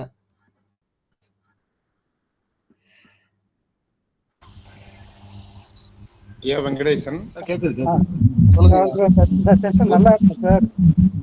சரிங்க, மகிழ்ச்சி.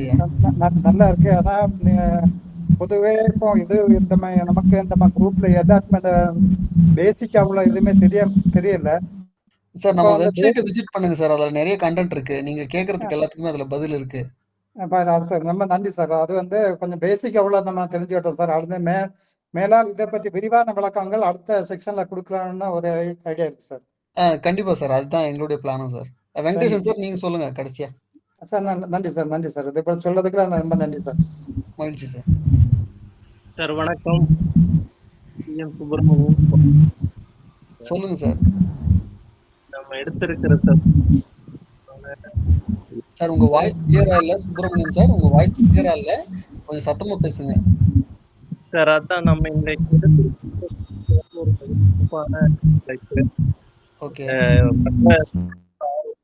ஒரு தொடாத ஒரு சட்டப்பூர்வமான விஷயத்தை வந்து நம்ம இன்னைக்கு ஒரு விரிவாக ஆலோசனை நடத்தி இருக்கிறோம். இப்போ நமக்கு இந்த அமைப்பு எப்படி இருக்குது தோணுதுன்னா, நம்ம அரசியல் சாசனத்தை உருவாக்குனப்போ ஒரு குழு இருந்ததில்லைங்க, அந்த மாதிரி நம்ம ஒரு அரசியல் சாசன ஒரு குழு மாதிரி செயல்படுற மாதிரி எனக்கு ஒரு ஃபீலிங் இருக்குதுன்னு இந்த இதுல தெரிவிச்சுட்டு, அனைவருக்கும் கருத்து கூறிய நம்ம சிறப்பு விருந்தினரா வந்த ஐயா ஜெயசீலன் அவர்களுக்கும் திரு சவடமுத்து ஐயா அவர்களுக்கும் உங்களுக்கும் எல்லோருக்கும் என்னுடைய நன்றியை தெரிவித்துக் கொள்கிறேன் ஐயா. வணக்கம். மகிழ்ச்சிங்க. கணேஷ்குமார் ஐயா சொல்லுங்க. ஐயா வணக்கம், பெரம்பலூர் பேசலாம். நீங்க ஒவ்வொருத்தரா பேசுங்க, ஹேண்ட் ரைஸ் பண்ணிட்டு பேசுங்க, அப்பதான் யார் சொல்ல வரீங்க அப்படின்னு தெரியும். Okay.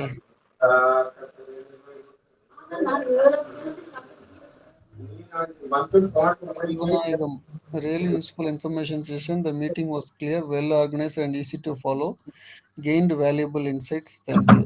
Please come to the meetings regularly and gain more knowledge and give more feedbacks.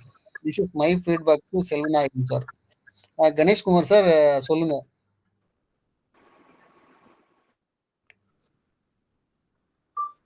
Okay சரி சார்.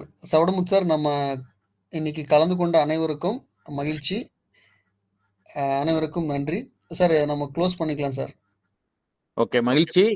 நான் வந்து ஒரு 2 கண்டென்ட்டை குரூப்ல ஷேர் பண்றேன். நம்மளுடைய மாண்புமிகு மக்கள் தன்னார்வலர்கள் டீம்ல குரூப்ல ஷேர் பண்றேன். ஒன்னு வந்து அந்த letter address to high court, supreme court, மற்ற எல்லா அரசு அலுவலர்களுக்கும் அனுப்பிச்சதை. அதே போல வந்து இன்னைக்கு நடத்தின இந்த விஷயத்தோட ஒரு பிரீஃப் கண்டென்ட் அதையும் நான் ஷேர் பண்றேன். எல்லாரும் அதை வந்து கோத்ரூ பண்ணுங்க. கோத்ரூ பண்ணிட்டு உங்களுடைய கருத்துக்களை வந்து பகிருங்க. அப்பதான் அடுத்த வாரம் டிஸ்கஷனுக்கு அதை வந்து நம்ம அதை எடுத்துக்க முடியும். ஒண்ணு.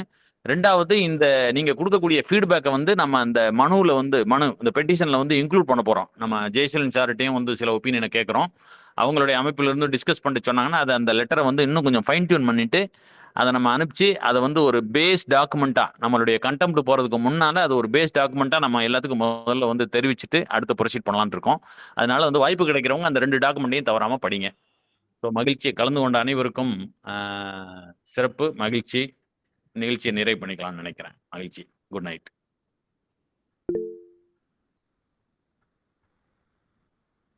சிவா க்ளோஸ் பண்ணிக்கலாம். சிவா. Okay sir. வணக்கம் சார். நன்றி நன்றி நன்றி நன்றி சார். நன்றி. குறிப்பாக ஜெய்சலன் சார் அவர்களுக்கும் நன்றி. மகிழ்ச்சி.